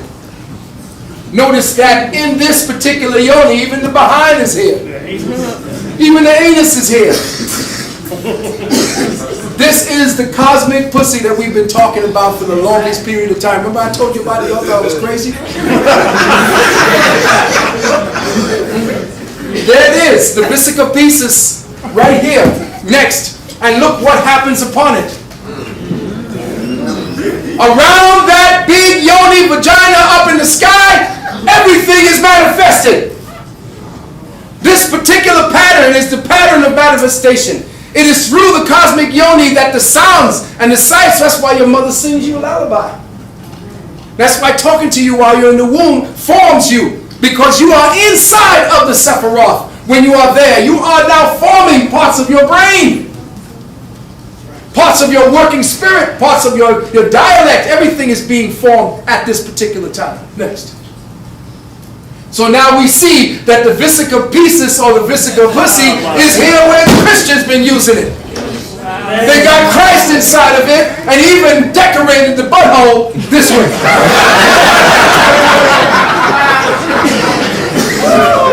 So sisters, you got to know why they target you.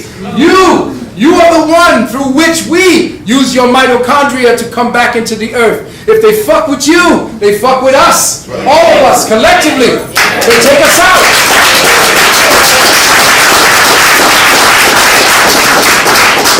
So they hide who they are inside of all these little paintings, not you realizing that this cross here has to do with the fixed signs of the zodiac. And here they are again when they deal about the Sphinx itself, when they start talking about the four directions, and this being Leo, Taurus, Aquarius. no, this is Aquarius, Scorpio. Next. Know that we are dealing with again the kingdom. Here we go again. We just showed you this. Now here it is crossing over. As you condense through Darth, you come into this kingdom of Briar. As you condense through Briar into Yetzirah, you condense through Yetzirah by way of Yesud and Tifad and Darth, you come down into the kingdom. Next. So what happens? We are looking at, again, the cosmic vagina. We are watching. There's a condensation process going further down. But what have we done? We have added the mother and the father. So now we have 12. Yes. Actually, we have 13. But the 13th now is above us. Yes. And then you have part of the what I was telling you about, the decoding or the cipher of the 13th Sapphira. The cipher of the 13th Sapphira is they took away the mother and the father of Malkuth. Therefore, they now know what to do to control the kingdom. Since you don't know that there are 12 Sephiroth and not 10, and that you're operating on only one side of your brain, they can fuck with your world because you don't know who the mama and the daddy is. You the mama and the daddy. You were removed from the tree of life. You're the outcast. You're the stone that was discarded. Next. So why, when we start putting the tree back together, we're putting together what? The first cube, the second cube, and the third cube. Notice that we are in lockdown on the third cube. And why I said that we need to transcend the third cube of metaphoric space-time reality. Next. Understand too that these cubes now, with all 13 together, you see the top cube here, you see the second cube here, and you see the third cube. Here is where we lay trapped. Because this cube is based on perceptual references of metaphoric reality. What are those metaphoric realities? The psycho-spiritual cube of space. Next. I'll read you. The cube of space is actually a multidimensional model of psychological space and an integrated framework for the metaphors of embodied experience. Next. In other words, the cube is a construct of residual thought energies based on past experiences that were framed by the syntax used to fix and categorize the metaphors of language into the threshold parameters of three-space perceptual reality. Next. It'll sound crazy, but keep on going real quick. We're going to get past all of this. Oh, okay. The syntax is the way in which words are put together to form phrases and sentences. Next. The definition of a metaphor, a figure of speech, listen, in which a term is transferred from the object it ordinarily designates to an object it designates only by implicit comparison. In other words, you are now comparing reality to the bullshit they give you to compare to based on the language that you define the reality with. Your language is your lockdown. The way you form the syntax and create the metaphors that you speak on your reality keeps you in lockdown. So when I begin to teach you how to get out of the framework of a lockdown, that's when I become dangerous. And that's when you become dangerous, because now you're talking to your peoples. All about this becomes now just regular street talk. And now everything changes in the dynamics and the reality. Real quick. Examples of psychosensual spatial syntax and metaphor used to construct the Stuba space. We are gathered here today to share in the light of reason. Bittersweet memories. The sweet smell of success. These words are music to my ears. The velvet voice of Luther Vandross. A bright idea. Love stinks. Ending on a sour note. The world is watching. What are we looking at? We are looking at the way you frame reality through the sensual matrix of your four senses. So you now are speaking in terms of casting the original meaning onto other shit that does not even have a meaning, but you are creating a language and a syntax and a meaning based upon how you transfer that word. And that's how they fuck with your reality. They keep shifting the context by which you say this means this and that means that. Next. Thus we see that through the manipulation of syntax and metaphors to construct the perceptual envelopes of our individual realities, the Illuminati orchestrates the subconscious imprints of sense-based memories to cause us to construct a cube of metaphoric space that distorts and deflects the incoming light codes of third density redemption. Go ahead. The directions taken by each sense to build out the cube are psychospatial and based on the elemental used as the center or sphere of emotion-based consciousness, which leave their imprints on our neurological circuitry, our cognitive processing, our symbolic thoughts, and expression of our experiences. Next. Here are some words molded into syntax to give evidence of our psychospatial time-based orientation and the symbolic directions that construct and reinforce our light code lockdown very quickly. Obey your superiors. Stand on your right. Black pride. You my nigger. Center yourself. Face your uncertainties. Sinister implications. Black reparations. Black pride. Watch. You've got your whole life in front of you. Put the past behind you. Back in the old days. Sailing into uncertain waters. The object of my affection, the quiet voice inside, having lofty ideals. Now, I'm using these only as quick examples so that you understand that your language is constructing the lockdown. Go.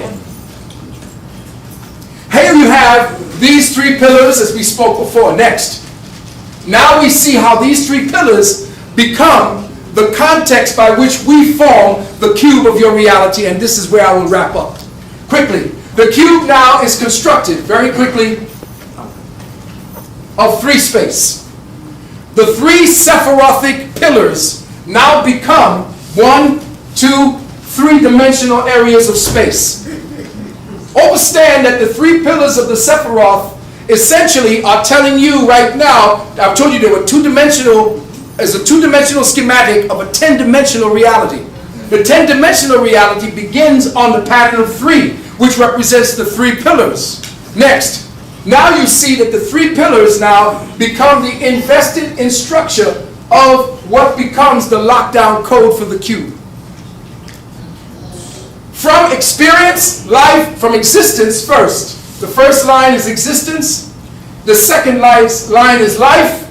The third line is experience. And each one has a sigil or a fire sigil that rules that one, the four of them meaning the four elementals, or the four elements of fire, air, water, and earth. Next.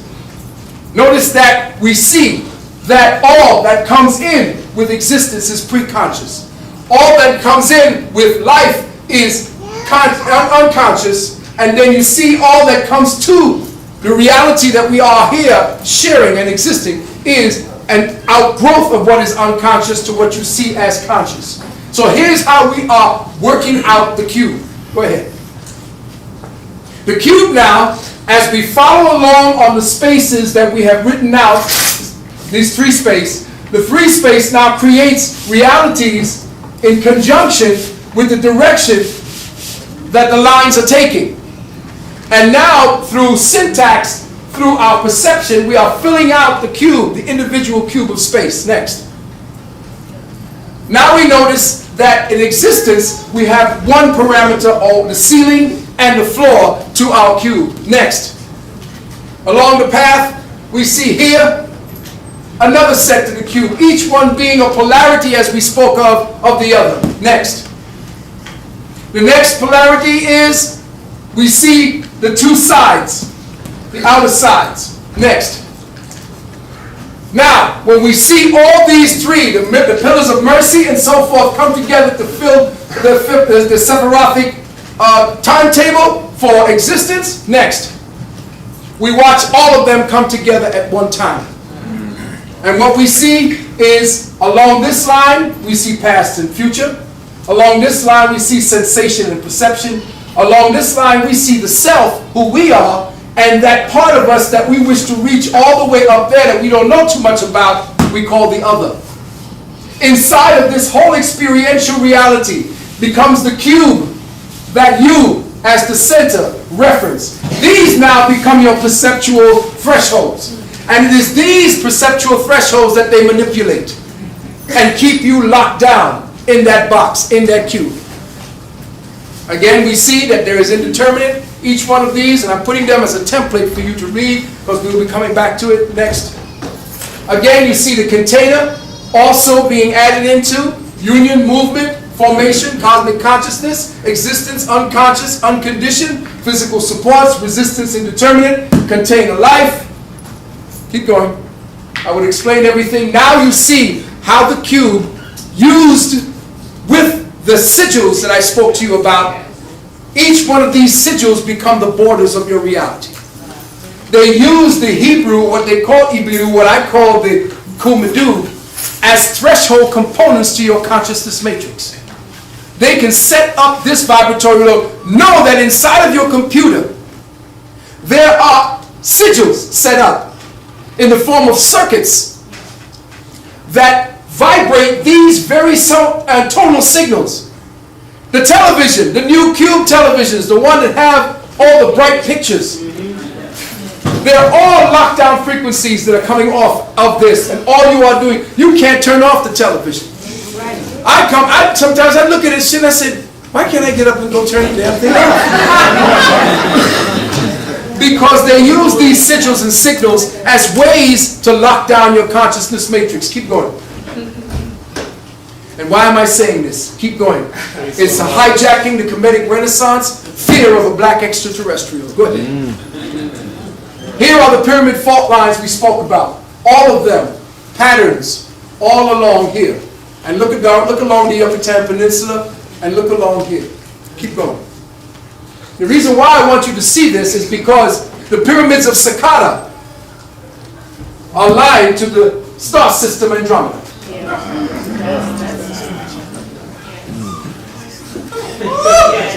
Are you ready for your people? You've been bullshitting with the history class and these shit.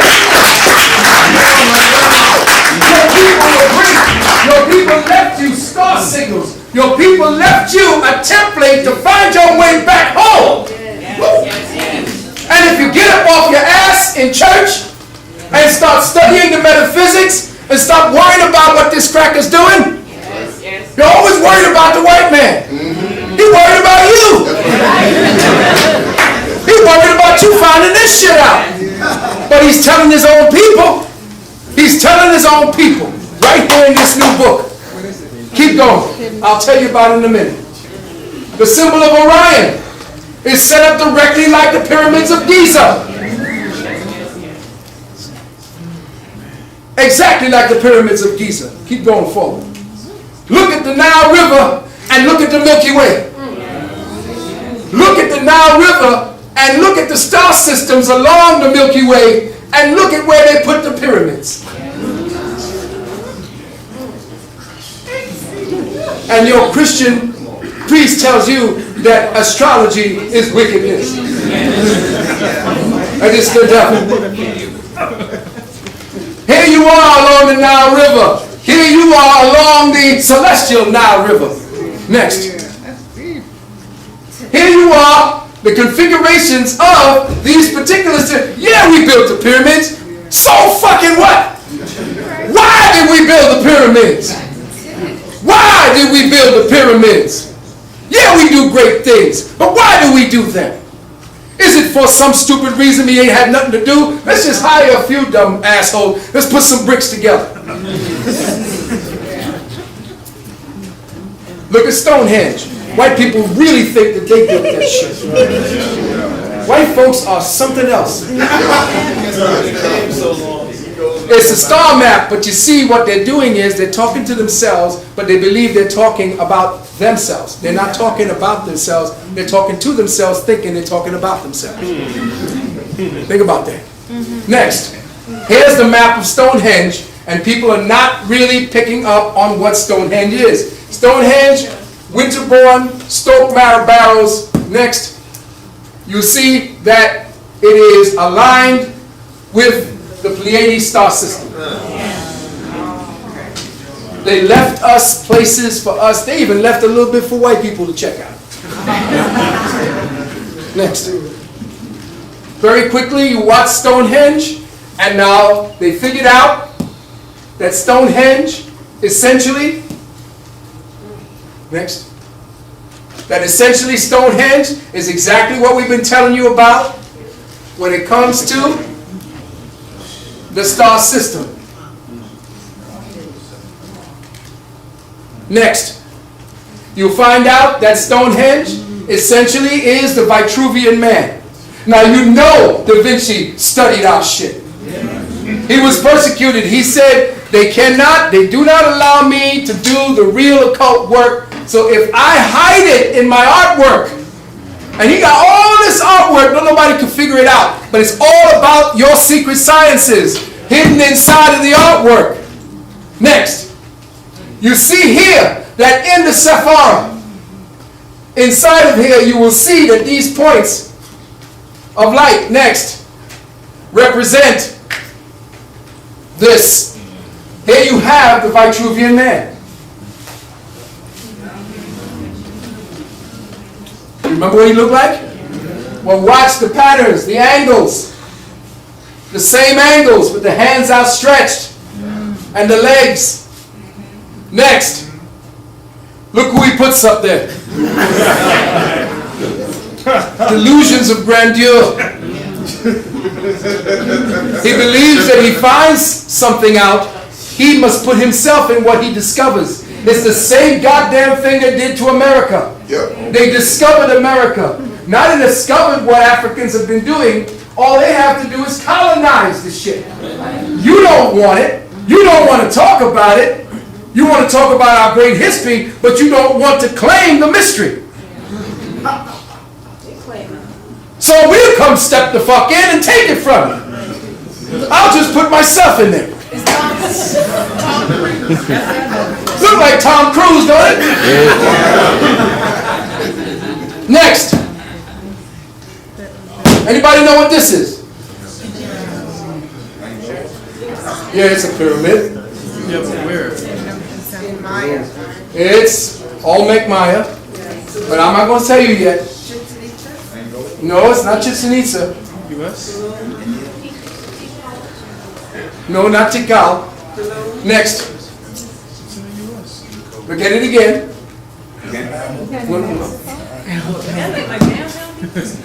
Look at it. This is your ancestors' buildings, y'all. Washington, D.C. Looks like Washington, D.C., doesn't it? Keep going.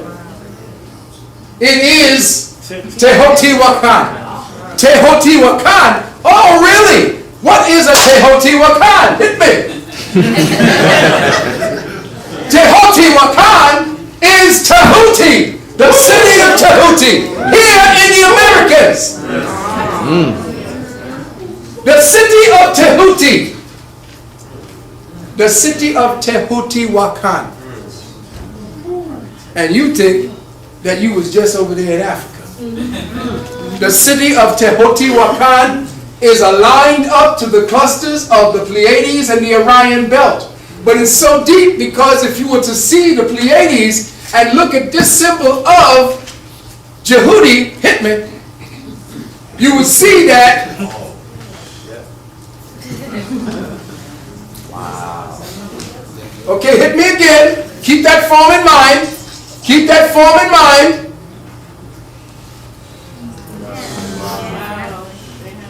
They left you. Signs and symbols. Find your way back.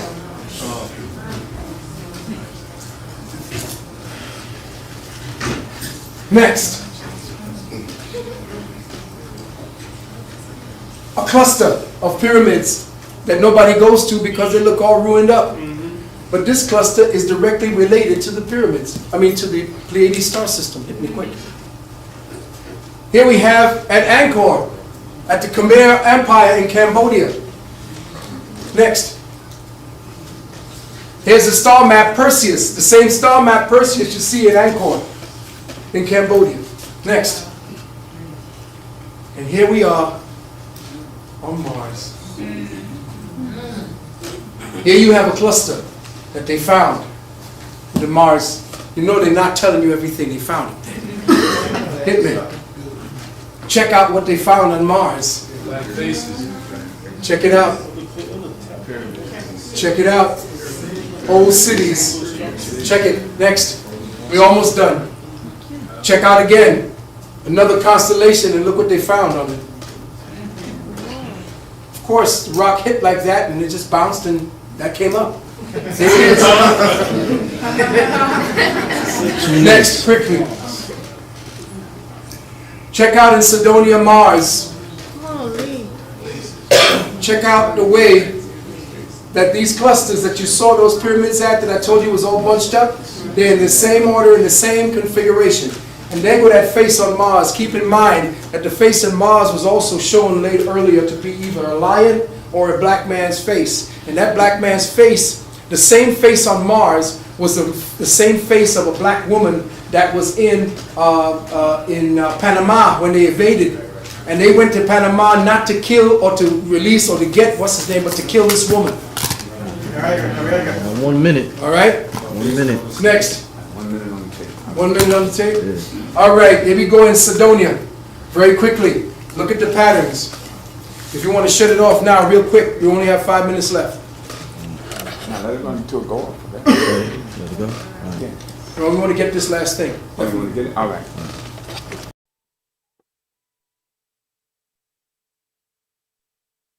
Look very carefully at the Sidonia, the face, the cluster of pyramids here, and the D&M pyramid at this particular point. Very quickly. Next. As we see that there are a grid pattern to everything that you see on Mars at this particular time, matching, next, the same grid patterns as you will see here, manifested the same way that the three pyramids, the three-gate pyramids in Kemet, in Egypt, Giza. Now you're looking at the face that is on Mars. Now look at that face. Now, because we as black people don't want to claim the mysteries, and we only want to focus on the histories, white people are coming along, and as they did with every damn thing they find, they stick their face on it. That's right. Keep going, brother. Next. You're watching now as supposedly the resolution is getting better and closer and closer. Next. This is what this cracker is doing. He is putting his fucking face He is putting his face on Aristotle. He's got his Jesus. He's got all of these crackers up there now as the Mars people. This is the new Mars face. So you better hurry up and get to the mystery part of your life and your people and your ancestors, because they are beating you to that space. They're trying to get a vicarious type of spirituality by putting themselves in every place that was spiritual to us. Yes. And here we go. Right now, this is the new face on Mars. So this is Zeus. Now here, he do have a little bit of tan now. Next. Here we have a specific symbol that was found on there in a mountainous region. Looks like a pyramid. Next. If you were to look at this particular symbol, you would see what we are about to see, what we saw just a few frames ago. Next. You're watching essentially as the crystallization of this particular pyramid gets more and more. Next. You are watching the Vitruvian Man, next, coming up here, next, here. So, the Vitruvian Man, again, another symbol left for us to see, but of course, what does he do? Wait, check it. He puts his ass in it.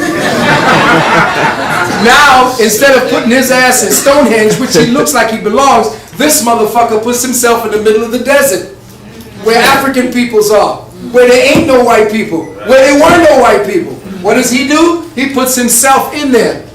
Understand right here. It's called the Hidden Records. In it, he decodes everything that we were supposed to be decoding for ourselves. And he is putting his face on every damn thing. Next. Again, the Codex, where he sees himself inside of the pyramids of Kemet. Here it is, the Vitruvian Man. Next. Brothers and sisters, as I end, I will tell you this, that if you don't start looking up to find the Merkaba of consciousness within you, you will not know who you really are. And again, the two Sephiroth that are missing will stay missing, because it is within you. The two Sephiroth is the black man and the black woman. Because we are here to recreate or to bring back the true kingdom, the kingdom of the spirit. And wasn't that what Yahweh ben Yahweh said he wanted to bring back? The kingdom, the true kingdom? And when they came after him, Well, exactly what it is that is missing inside that Sephiroth of creation and formation, down in the third cube of metaphoric space, it is the cube that you are trapped in. It is the cell, it is the consciousness containment that they keep black people in. Next, I want to let people know that we thank you for all of your kind attention. We couldn't get that up on the screen. Next. But we also want to let you know, beloved brothers and sisters, here it is. All right. This is the wounded womb, and this is what, brother, this is the work of young brother Junior Coggins that I was telling you about. Let's hear it for the brother.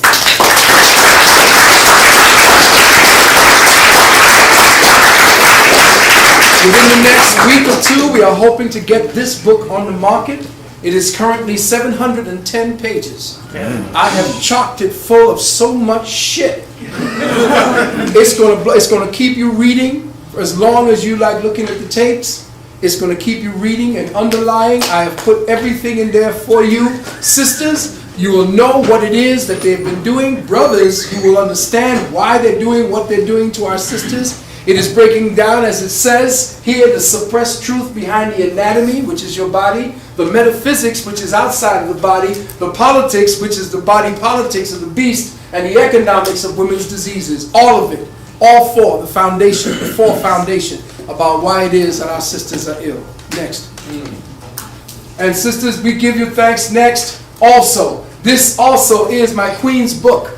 It is called 7 Steps to Healing and Wellness. It is a powerful book to beginners, for you to start healing, for you to understand healing from a whole other perspective. It is a real quick and easy read, but it's a profound read. And I also urge you to definitely get it. Next. Okay, we're back again to the wounded womb. Back to. Thank you very much.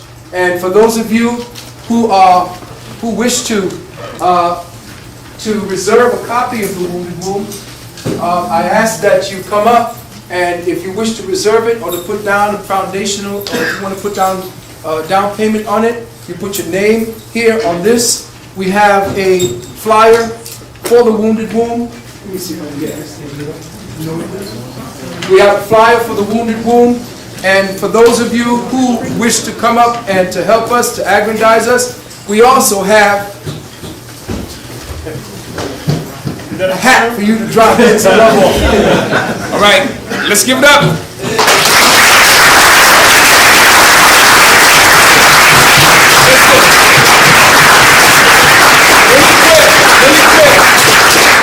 Really quick. The sooner we get back from the break, the sooner we can get our Q&A on and take it to the next level. Come on, break is a half. Your warm black hands together.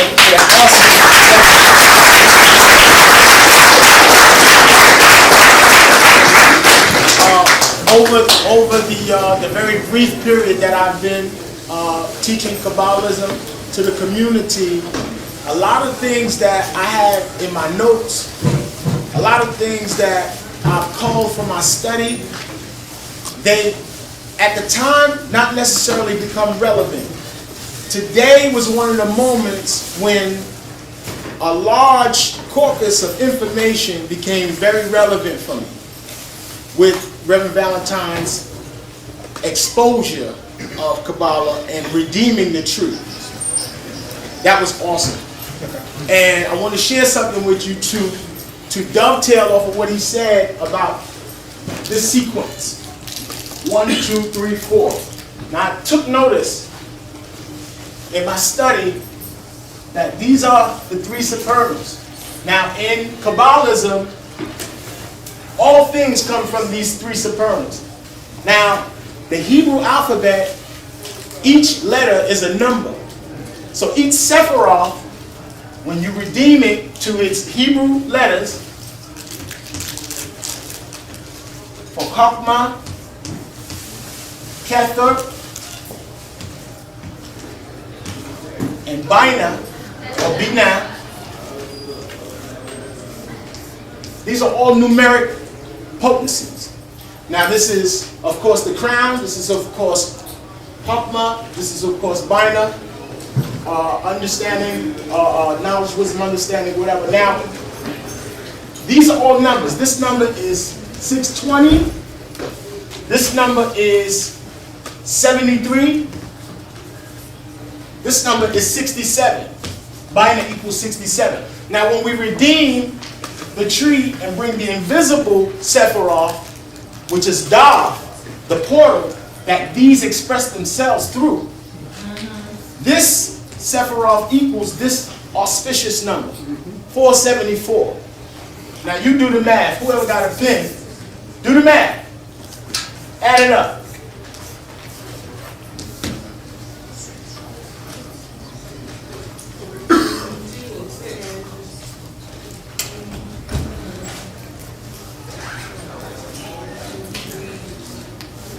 It equals 1, 2, 3, 4.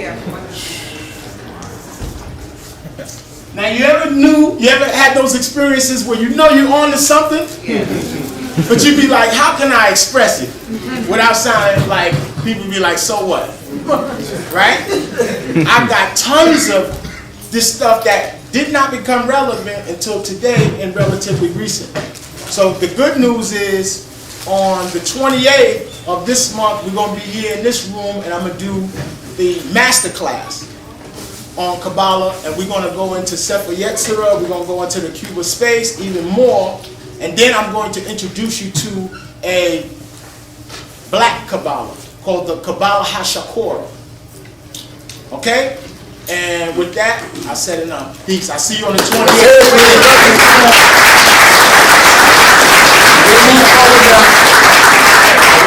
I want you to know that Brother Rashid, 3 o'clock. the Brother Rashid is going to be brothers from the Mu Underground, who is going to be one of the heir apparents for the teaching in the communities of the hidden wisdom and the hidden knowledge. This is something that's missing from our schools. It's missing from even the Masonic temples. Being that I have been in the Masonic temples and I have completely extricated myself. I went there to teach. They didn't hear it, so I won't be there. They're trying to open up a whole new Masonic lodge, and they've started down in Florida, which is wonderful. And we have begun to make steps to bring Masonry back to the black. And Masonry today has dovetailed out into this satanic shit that they call the Illuminati. The Illuminati infested Masonry for a long time. And they took them information and they ran havoc with that information. So everything I'm talking here has to do with Masonic principles. But before I move forward, very quickly, I would like to introduce you to a Queen Sister who said she wants to come up and give an offering to the moment. And she would like to sing for you a song, to me, that had a lot of meaning. Because when I first heard it, I didn't understand it. When I first heard it, my father first played it. But then when he played it, my father played it and explained to me what it meant. It tore right through me.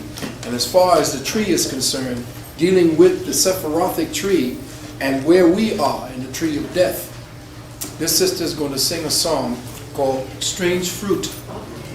Sister, come forward, please. Let's hear it.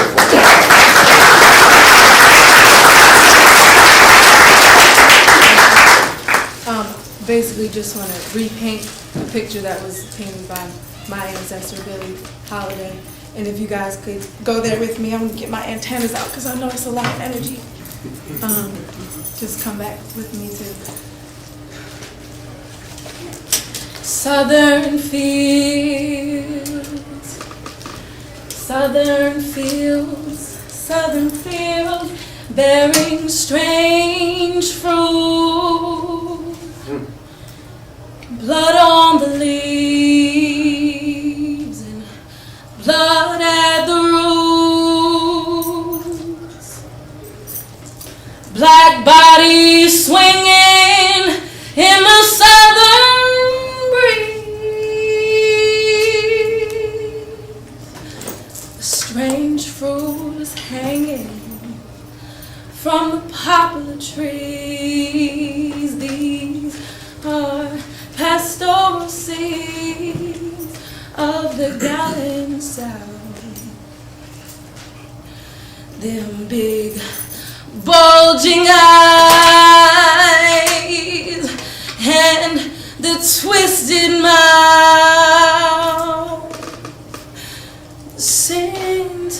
The scent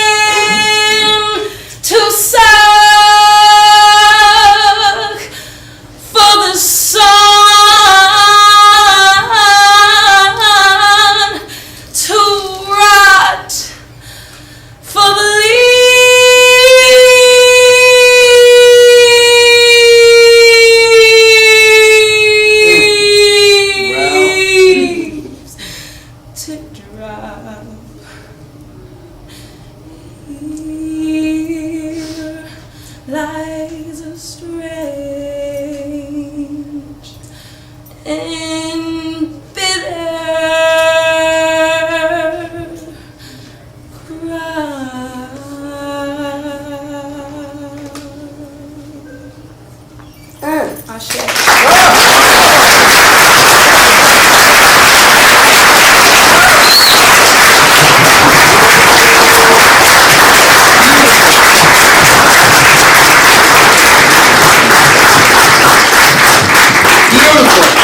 Absolutely beautiful. Thank you very much. Whoa, that opened up the skies. Thank you very much. They're right here right now. Definitely. Most definitely. I feel them. Billy's here. So is Nina. So is Nina and everyone. Okay, ladies and gentlemen, I'm here. I have a big bullseye on me. Fire away. Who's first? Brother. Please. Yes, quickly. No soliloquies. Listen, right to what I was saying earlier about the spell. You know, last night I was watching TV about time with this guy from City College, Noki, or some Japanese guy. Yeah, right.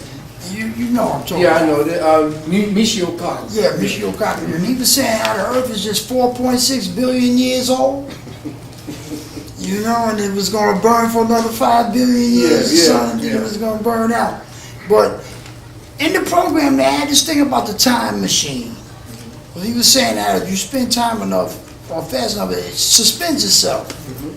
And they really got these machines where they're trying to go back in time. I mean, they're trying to play with that. They already got it. Yeah. In fact, they're already playing with time right now. Matter of fact, the first time I heard about the machine was through Dr. Ivan van Sertima. In fact, the time machine that they found was already existing. In fact, they got a hold of it, and it was an artifact that they found based upon being in the proximity of this machine. They found the artifacts, and when they did a carbon dating on it, instead of the carbon dating meter going backwards, it started going forwards. Which means this thing that was there came from the future. So past and future are essentially within the present. It depends on what angle you take of the spinning particles. Remember, particles spinning at a specific angle are what gives you the density and the proximity or the perception that you're in. Shift the angle of spin on these particles and you're in another dimension. So remember, everything is based upon the angular trajectory as well as the angular spin of the particle, and the angular spin and trajectory of light at the time that you're occupying the space you're in gives you the solidity of the moment. But shift the angle of spin, shift the dynamics or the trajectory of the vectors of the light and cross them at other parts where the particles are changing their own velocity and spin, and you're talking to somebody else on another frequency, on another dimension. And if you look at sometimes, you see that there are, in the Kemetic, you see that there's this thing, and you'll probably see it, I'm sorry, beloved. You see different Kemetic ancestors walking along a specific path. And then all of a sudden, 90 degrees later, you see them walking up this place here, like that. Well, the 90-degree angle at this point is the shift in dimensional awareness. So you could live in proximity to other entities in the same space, but in another angular rotation for the particle. And they all know that right now. That's why teleportation is going to be very, very close in the future, as I was saying in the last lecture, the last part of the lecture. So Michio Kaku is part of the whole Vatican structure. You got to know him. Iwas, the same jackass who comes on talking about him being part of the people who built the pyramids and all that crap. Anybody who is given any kind of visibility in public media today are part of the Vatican structure of lockdown. So they have to maintain what it is that black people are not. Keep telling them who they're not in order to maintain your lockdown frequencies. So we know who we are. The thing is, it's not popular knowledge. They know who you are. The thing is, it's not popular knowledge. So people like myself, Bobby, Brother Delbert Blair, and other brothers like Rashid, like the Mu Brotherhood, they're keeping a specific frequency in place. Now, if they attack me, they begin to mess with the time continuum. Because what I am saying is in alignment with what is tomorrow. They fuck with me, they fuck with their tomorrow. So it depends on what frequency you're on. If you're on the frequency of the past and you want to pick up a gun, they can kill you. They're legitimate with it. But if they sacrifice anyone talking the truth that is necessary to guide humanity out of the present box system, the whole universe will turn on. So I fear nothing. I fear no one. I cares least about the physical flesh because this is what I am not. Remember, the secret. This is not who I am. And the secret to finding out who you are is to finding out who you are not. Remember, everything is in negation. Study the negation principle, which is why you must study the feminine principle, because that is through her that you understand the negating principle. The negating principle, or what they call the negative principle, is the way back because it was the way to here. Okay? So that's why the Caucasian is using the feminine mitochondria, the black mitochondria. He has no way across the threshold. He has to find a way to upgrade his own mitochondria through the black woman's womb. White people are not making the shift naturally. They'll have to make it artificially. Which is why they are in a mad dash to enhance their computer and their technology, because they need to take their physical body through that particular vortex when we would automatically take our atoms. Big difference. Which is why they shut down your music, which is why they've locked the tones and the harmonics off of you. They no longer play, you no longer play instruments, which is a very, very strategic move against you, opening up certain chakras in your body. After Earth, Wind, and Fire did what they did, that was it. They said after Earth, Wind, and Fire, no more. Because we were coming up next after them. We know it. And I think that you all need to know this. You all need to get one song by Earth, Wind, and Fire. There's two songs actually. One that we use as the university's theme song. True Love is Written in the Stone. That's our theme song. The other song, which is my very best favorite, the one that Queen, hey listen, my jaws were tight, right Queen? My jaws were tight. I was pissed off. You know, riding around so much pale shit, it gets to your fucking, man, you want to hit something. So I left the car and came back, and when I came back into the car, Earth, Wind, and Fire was playing. And I started, I looked, I said, you trying to get me to smile, and I'm not going to smile. But when the song hit, as one, I said, oh shit. Fantasy is one of the baddest songs ever written. Ever written. Ever.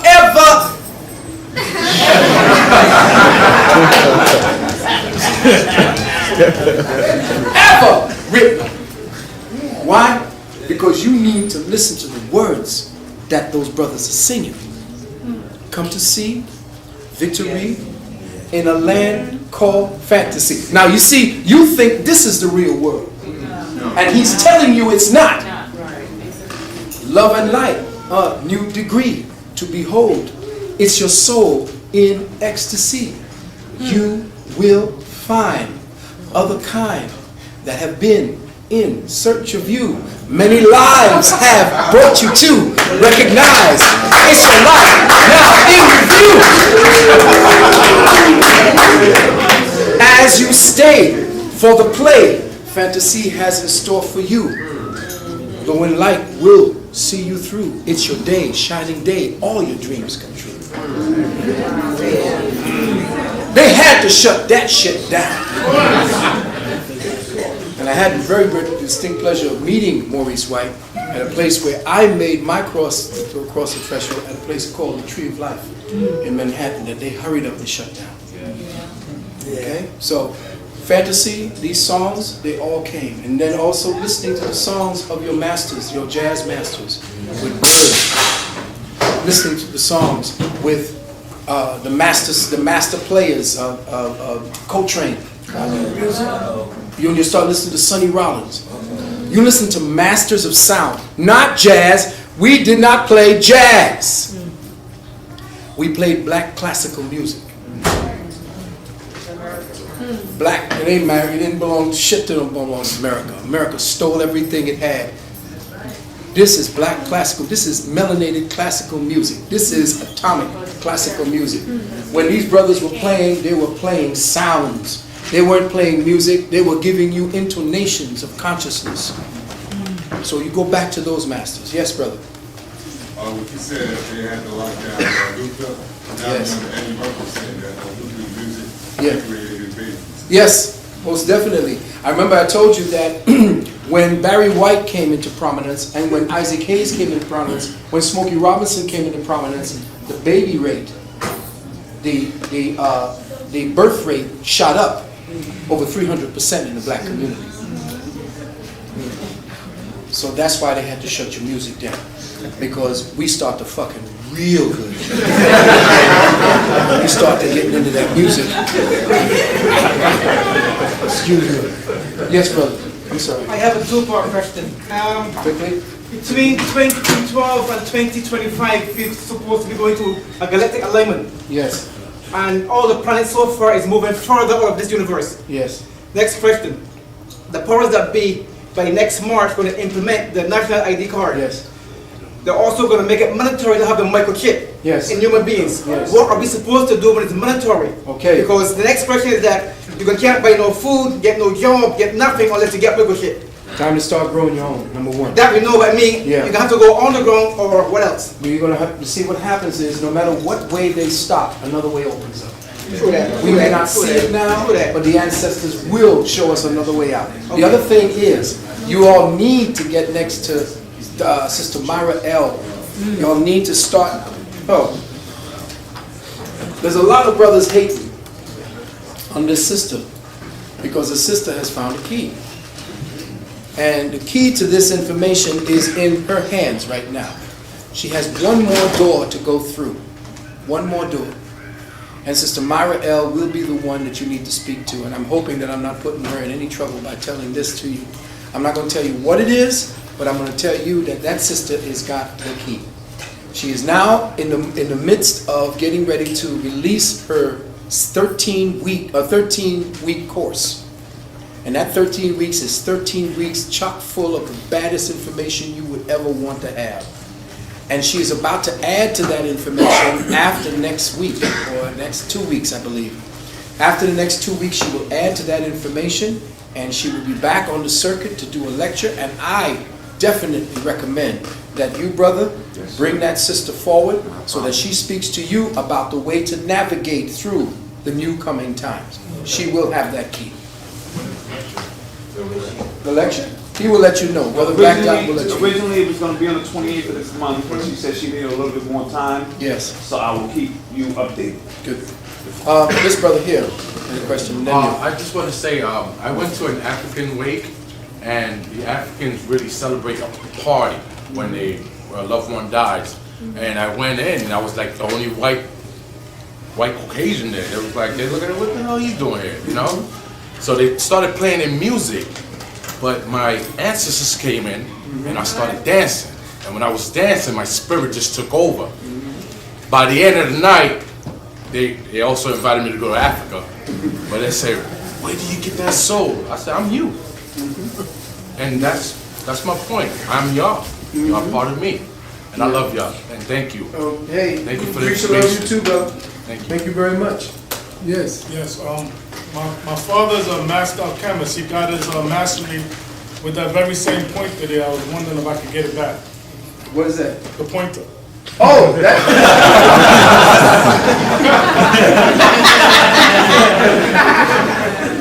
I took this from you, brother. No, pass it. No, you passed it. Follow me, beloved. I did have a question. No, go ahead. Go right ahead, brother. All right. This is still based on alchemists. A teacher at the Bobo of Manhattan Community College was asking me a lot of questions on alchemy and wanted to make a tape or DVD with me. I felt uncomfortable with these Europeans who were followers of Aleister Crowley. And I bought a book on it, but the book didn't tell me nothing about that. And when you mentioned it, I wrote the name down. I was wondering if you could elaborate on it. Aleister Crowley? Well, Crowley said, from my seed will come the beast. And the last lecture I did showed you that. Because essentially his grandson is George Bush. So now, Aleister Crowley, he was called the beast. He said, from my seed will proceed the beast. And essentially, he is, one who took the information. He studied all the black people. He had all the black artifacts all over his house. He got into sex magic, what he calls sex magic, by using Kundalini magic. The sex magic he learned from Pascal Beverly, who was essentially the one who refined Rosicrucianism. And he was a black man. That black man refining Rosicrucianism taught the sex magic. He really put together the good sex magic, the sex magic that you use to enhance your consciousness, to bring higher energy vortexes from the lower regions, which is in the red regions, to the purple regions or to the violet regions, where is your higher consciousness. So he used sex to raise higher consciousness. Aleister Crowley used sex for control, or to use it to do things, to cast spells, to potentize certain talismans and use them, or amulets, and use them for certain types of energies that he was. And then essentially, he wrote some books, 777, he wrote the Book of the Law, and all of these books were nothing more than Kabbalistic books, reviewed or at least slanted to his own interpretations, where he was using that information based upon, again, Pascal Beverly. Okay? But, Crowley, you got to get, I would say, learn the Kabbalah and learn the ancient Kemetic sciences, and then go back and read Crowley. And then you get an idea, an interpretation of what Crowley is about, because everything he's doing is interpretation. Somebody had, there was this brother here, and then you, yes. Next year, May or June, CERN's, this organization is putting together the recreation of the Big Bang, 3 miles on the ground.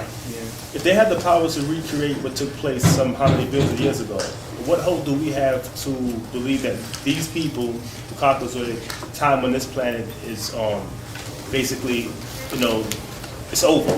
How is it possible? Yes, that's a good question. You see, again, it's just like anyone who is fast-tracked towards their own oblivion.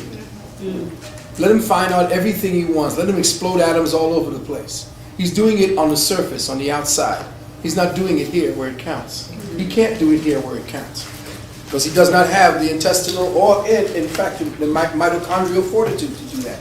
He may now invest that because he is using the feminine principle, the black feminine principle, as a guide to that. He does high rituals with black women. So you have to understand the black woman's womb is his black hole back. See? And he knows what time it is, and he knows who to go after when he wants to subdue the race. He kill off the men, imprison them, and go after the women, because their mitochondria is the one that will follow. And he needs to strengthen his mitochondria. It's dying off. He's reached -0 birth population rate. So when you're at -0 population rate, what does that mean? It means that you got to go into all kind of artificial shit. So now they're using lambs, they're using pigs, they're using everything to bring babies forward. And I have the proof that that's what they're doing. So I'm not just talking about Yaku and hating white people. I don't hate white people. I don't have the time to hate white people. I don't give a shit. If I'm talking about white people, it don't mean I hate. Hate needs for you to come from the abdominal region, burning up and causing your chakras to turn in the other direction. I'm not doing that shit. They ain't even worth that. And I'm not scared to talk about the fact that Caucasians essentially got problems. They know they got problems. Every time they look at me and my skin color, they know they got a problem when they go back in the mirror. Right? So I don't care. I have a lot of Caucasians in my family. Lord knows they were Germans and Irish. There's Castilians, Spanish, directly from King Philip. I got that from the Jesuits. Who am I? All the way back, King Philip. Really? Huh. So I got to give back. I got to do something. I got all kinds of things. But then I got Africans and Native Americans and all these. I'm like a mutt. So I can talk about white people.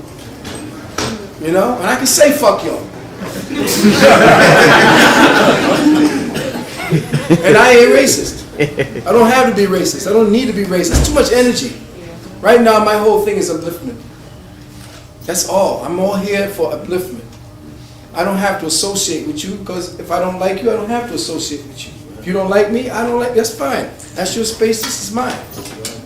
But I'm not going to be worried about what you do. Oh my God, what the white man going to do next? He likes that shit. He wants attention. It's when you don't give him attention, he goes in your neighborhood and kills one of y'all. And then got y'all marching down there in Jenna. Don't you see what he does? He fucks with y'all. He gonna let this white boy off and then give yours 18 years. He wants your attention. That way he got you distracted thinking about dumb shit. If y'all bum rushed and got your kids out, that would have been another thing. But you're waiting around for justice. Come on, give me justice. The fuck y'all gonna get justice?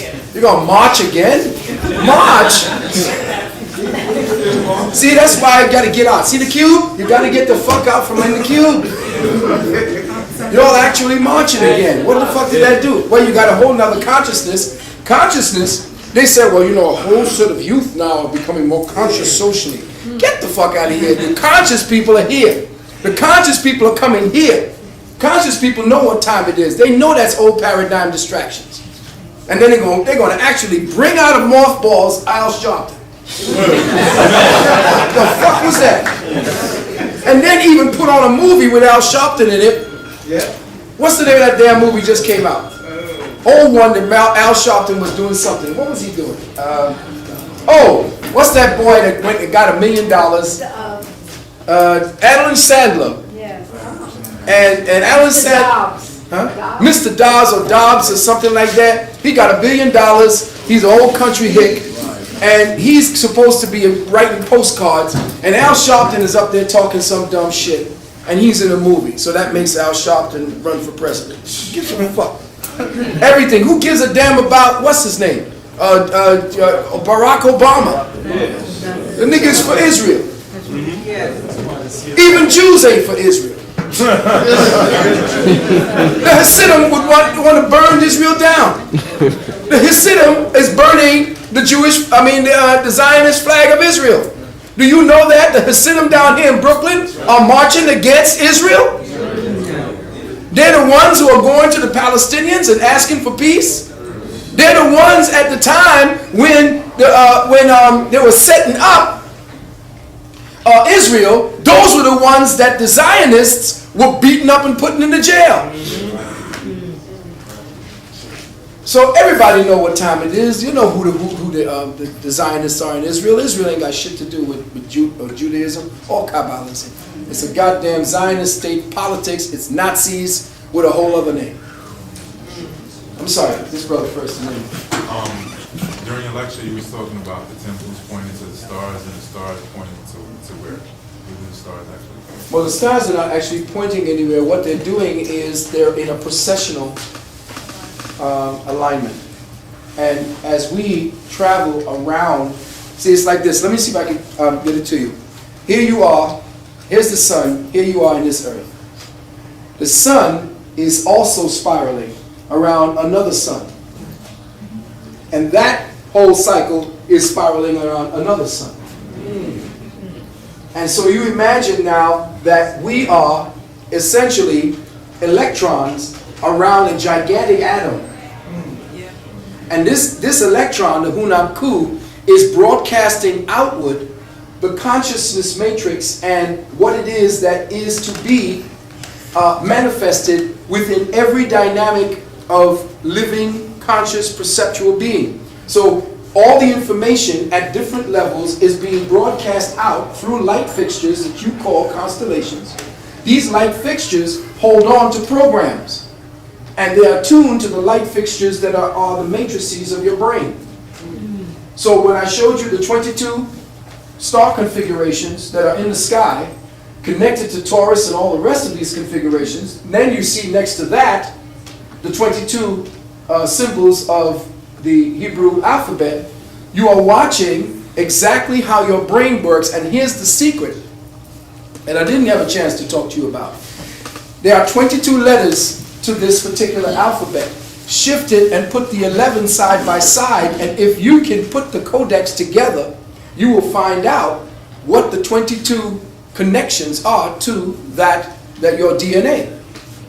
So the letters themselves actually come together to form Jacob's ladder.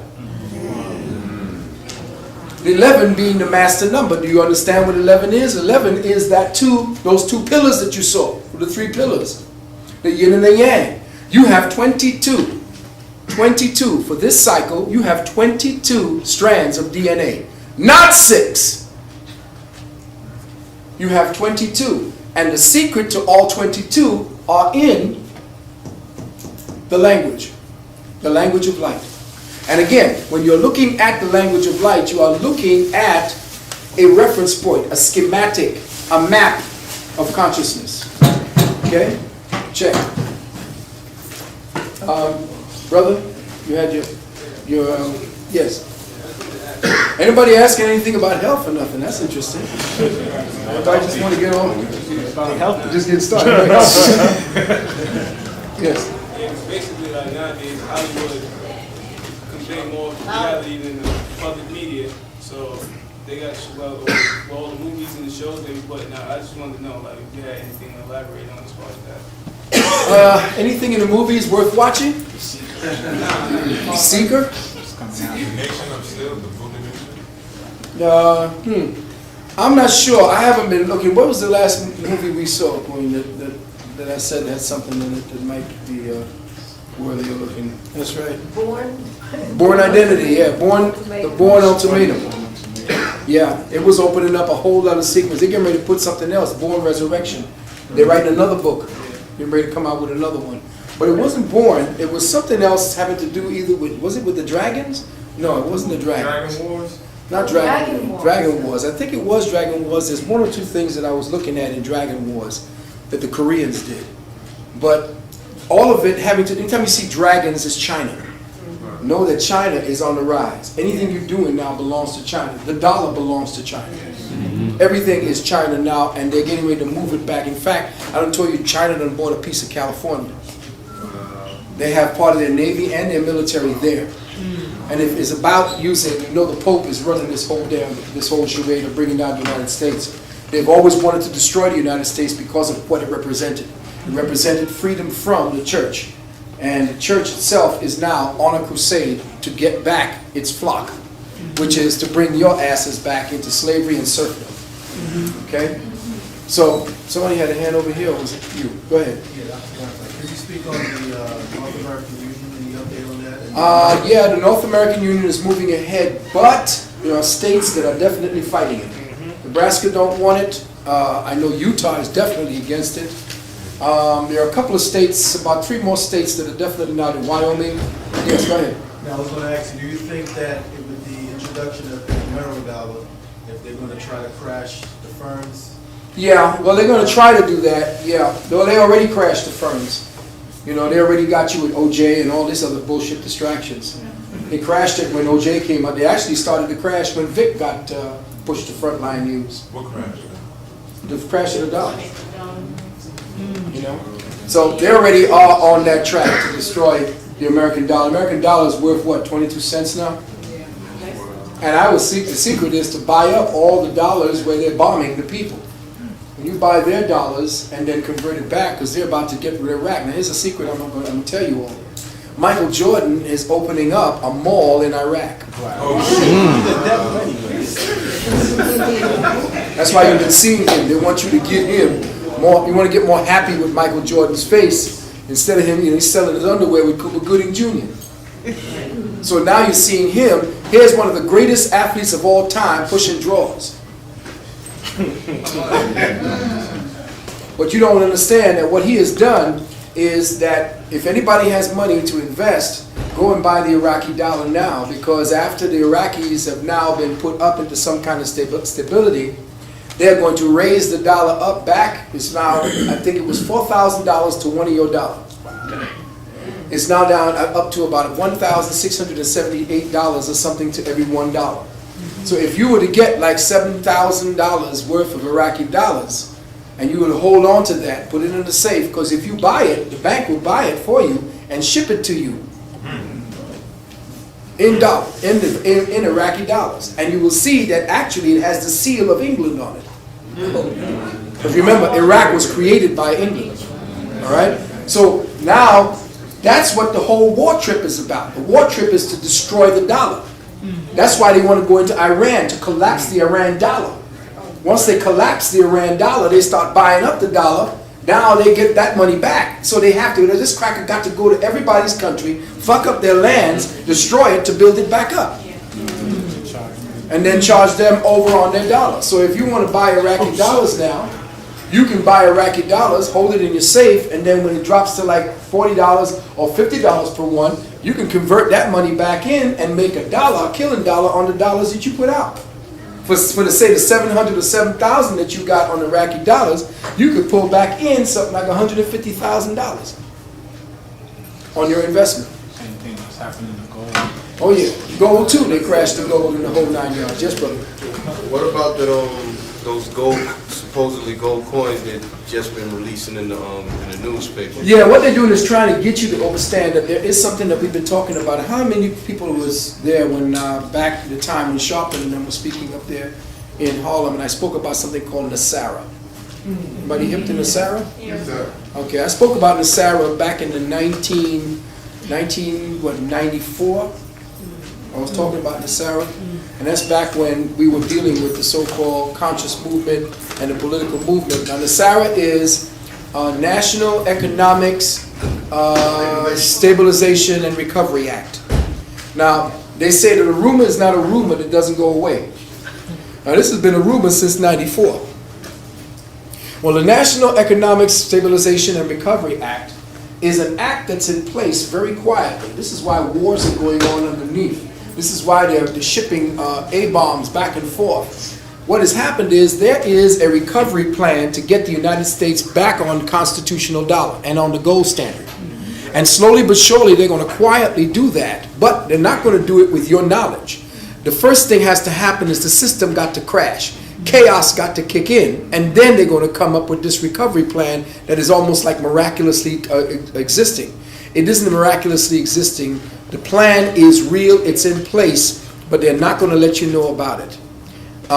We're going back on the dollar, and you now seeing on the commercials, we're getting buy this gold coin, get this gold coin. That's them slowly but surely acclimating you back into the gold standard.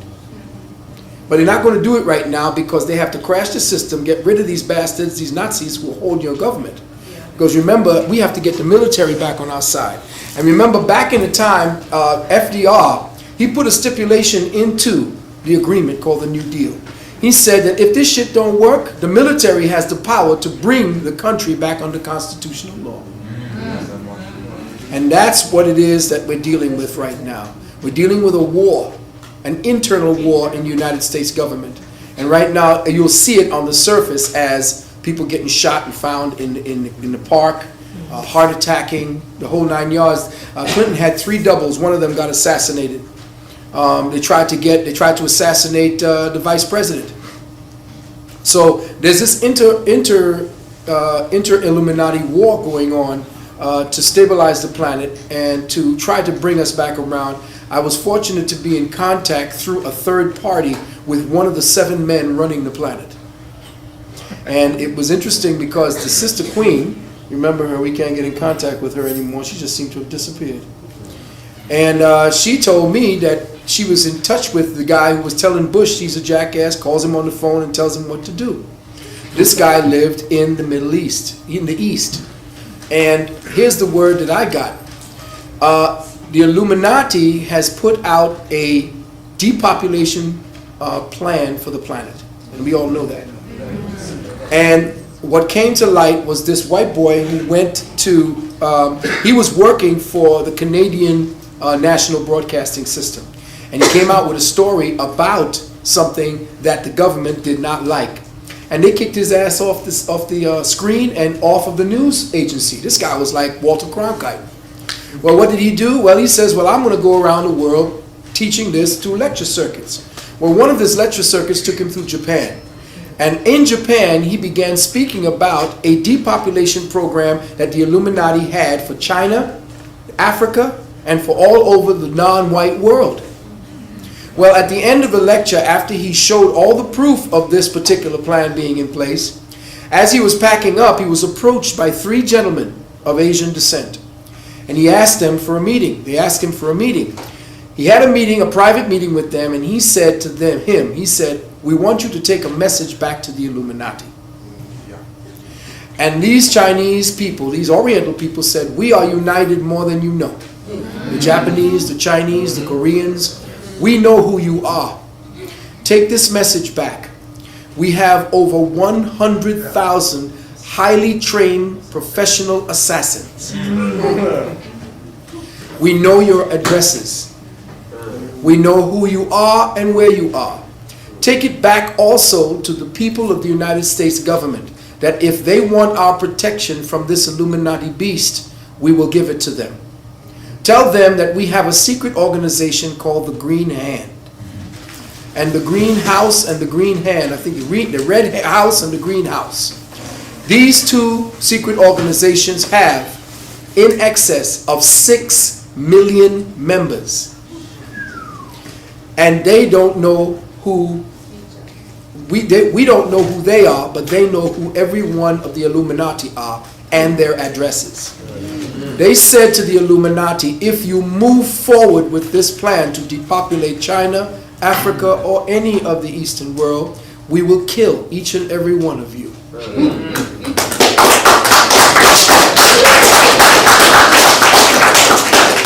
So you have seen that there are certain things that are being retracted. In other words, the New World Order isn't moving along as smoothly as these people who have these delusions of grandeur would like it to. Now that it's been exposed that Bush is the son of Nazis, and the fact that most of the high technology that they have came from Tesla, as we said in the last lecture, that all of this is now coming to the bear. We know who they are. Kissinger is on the run. He is a world-class criminal with a warrant for his arrest if he were to step out of where he is. They are now coming to the point where, remember we said that Bush is a president that was elected on Tecumseh's curse, which is he was elected on a 0 year. And every president elected on the 0 year came to his death while in office. The only way that they're going to bring this national emergency to bear is they tried it with the atomic bomb. It didn't work. They tried it with exploding this and exploding that and saying that this germ is out and this. So they're trying their best to get us under national emergency or under martial law, but it's not working. The only way they're going to do it is if they kill Bush. If they assassinate Bush, that would be the excuse that they need. But it would have only been something that they had already planned. Because they need to bring you into the concentration camps, or at least the mindset of concentration camps, before they move to the next stage. And that is elimination and repopulation of the North American wilderness. They already have places where they're going to put elephants, bears, lions, and it's all going to be here on this continent. The plans are here now to depopulate America and to rewild it with new animals from Africa that they're going to transport. And new Europeans now are going to move from this continent to Africa. That's why they're in the process of trying to depopulate it. Yes, you first, then you. Oh, that's right. This brother had his hands up. I'm sorry. Go ahead, brother. I've been reading about a lot of spiritual teachers, and they do things like healing. And one of the things that they say they have to do in order to these miracles is raise their vibratory level. How do we go about raising our vibratory level? Good question. The vibratory level is impeded by the way you think first. And when you think a certain way, you begin to eat a certain way. Your thinking and your behavior connected to that, all that goes into conjunction with raising your vibration. Taking away certain foods from your dietary habits, foods that have a lot of debilitating energies, the ones that have high sugar. Okay, I would suggest that you give some time to go up online. Write this down. This is mandatory for everyone. And I suggest you get this for your, not only your healing process, but to put this away as part of what you would put away as food. Go up to the website, J as in Jack, P as in Paul, and Nalani. Nalani. Nalani.com. jpnalani.com. Now, listen carefully. White people understand what time it is. They know that technologies are not all being used for the bad. There are a few of them who know what time it is, and they understand the times to come. There is a substance and a product that we have that is coming out called Juice Plus. Remember I told you about it earlier? What? Juice Plus? Juice Plus. It is not a vitamin. It is not a drug. It is not something that's going to zoot you. It works on the deeper cellular network.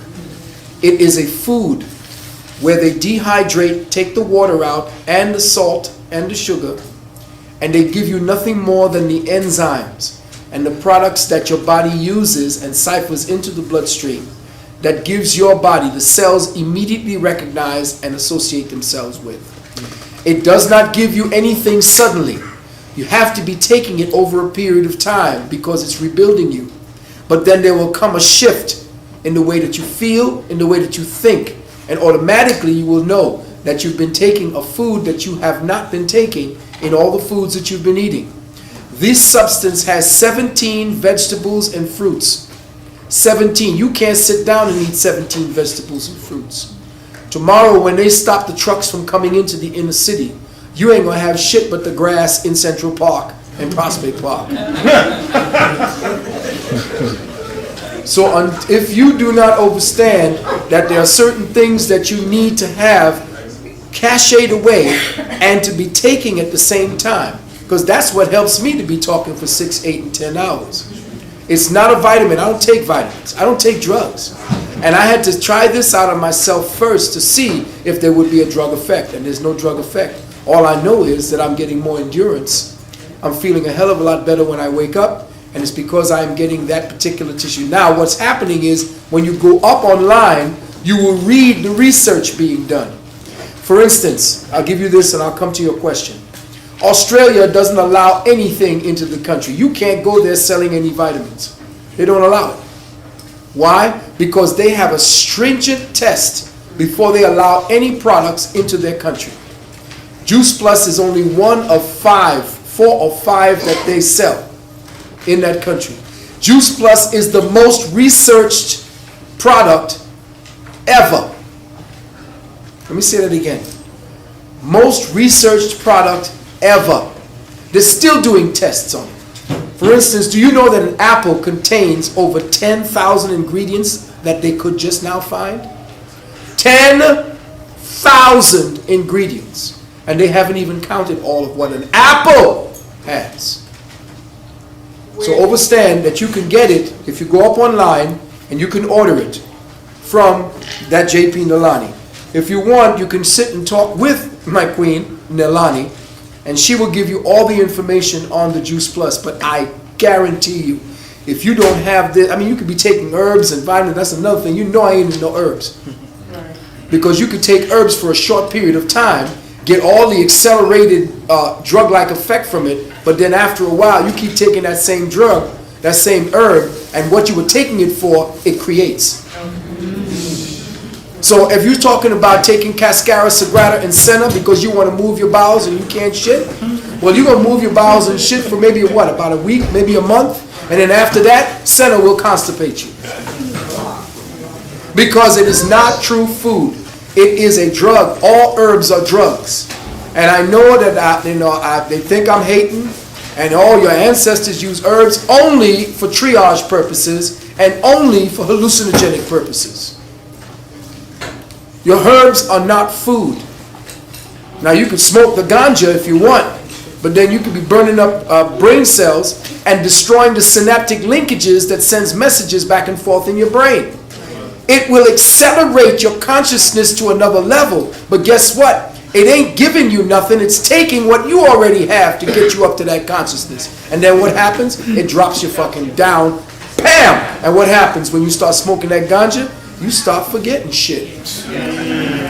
That's the penalty. And understand that it may not happen now because you're young, but as you grow older and older, you'll be looking for them fucking brain cells you burned up. Somebody had their hands up over here. Yes. I'm just excited something you're talking about. Well, I heard, and I'm curious about this, as there's some politicians that are visiting Iraq and they move around with less evidence. Yeah, Blackwater. Yeah, but did you get my tape on Katrina? Has anybody seen my tape on Katrina? Okay. Spike Lee had a chance to see it, and he didn't take the time. And so you got a good Katrina from him, but you didn't get the truth from him. In Katrina, if you remember, I spoke about Blackwater. And Blackwater is a conglomeration of mercenaries from the Mossad, from the CIA, from Special Forces over here, Delta Force, SEALs. All of these bastards come together to form a private corporate army that is going around assassinating people who are the heads of rebellions for hire. So Blackwater, they're going to have all of that happening. Matter of fact, Blackwater may be right here, right now, listening in, because it's a corporate military, and they are for hire. They're guns for hire, and it was Blackwater that was the ones guarding certain thresholds of escape for black people, and began killing black people. In fact, members of Blackwater were guiding these crackers who are over there, who are going out on what they call squirrel hunts. And over 350 black men and women were shot to death by these roving bands of whites who went along killing black men and black women who were looking for help. You didn't hear about that, didn't you? No.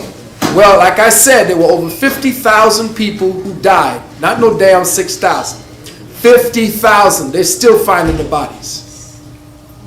So know that this is one of the biggest holocausts that happened right here on this continent, and they are still shoving this shit up under the rug. Okay? So yes, Blackwater, but I was on health for a minute. Somebody had on health. Sister first, and then you, brother.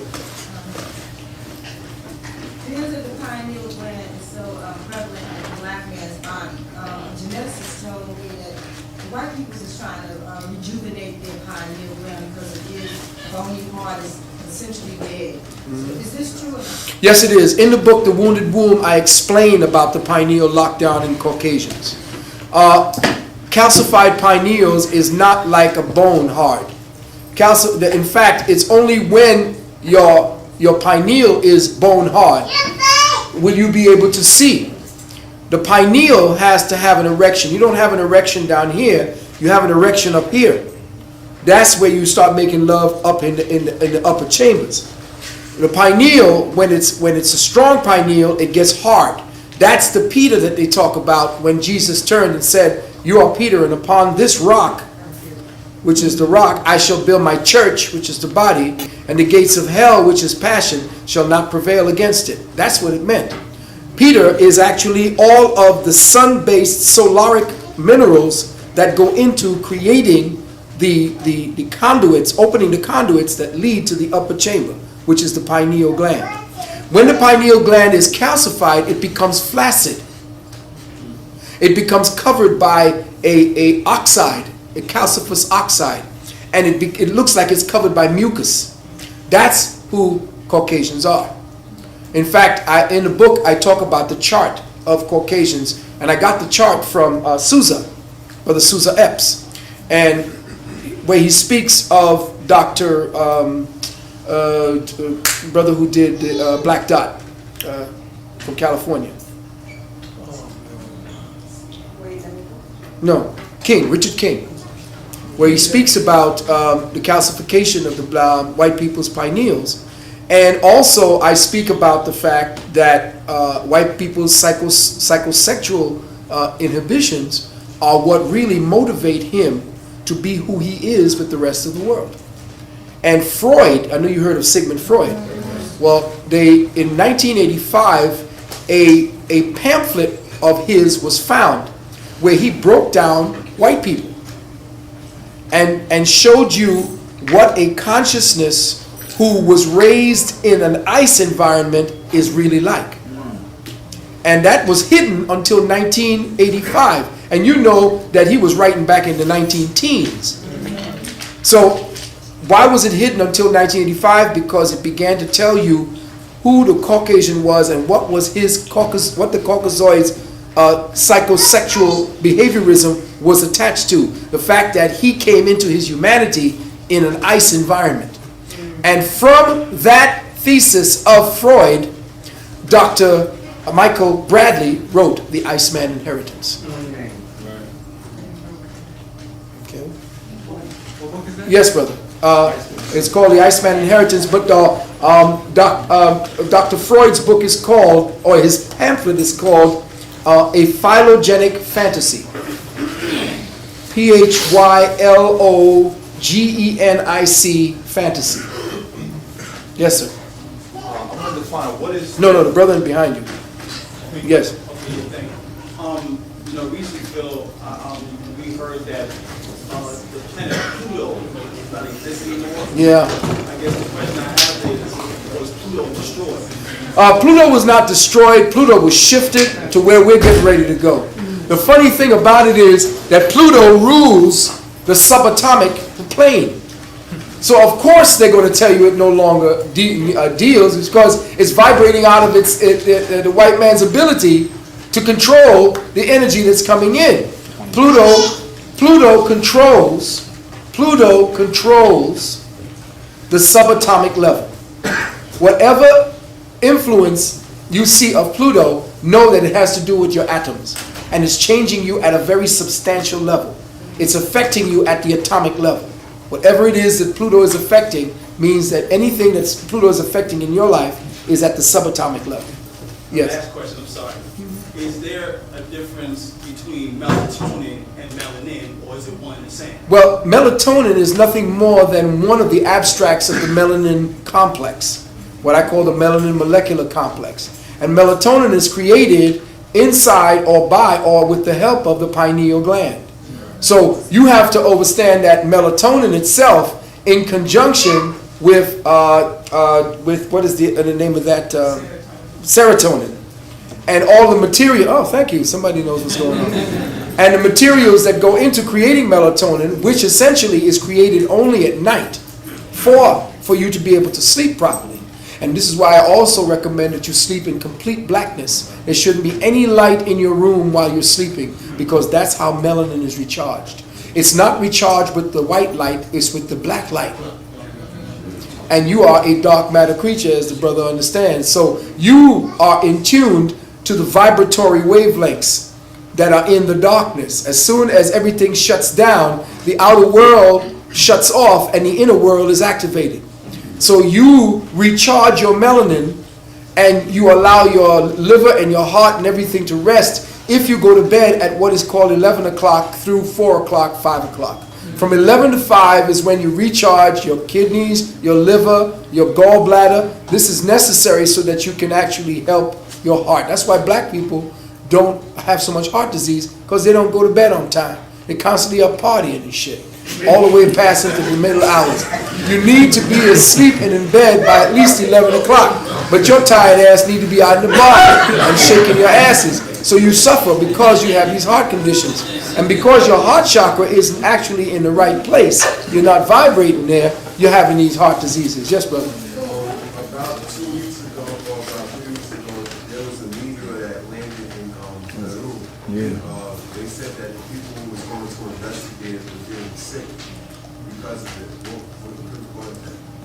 Remember, they are now finding dark matter all over the place. And little signals are coming our way. There were a few times when a couple of meteors had to be sidetracked.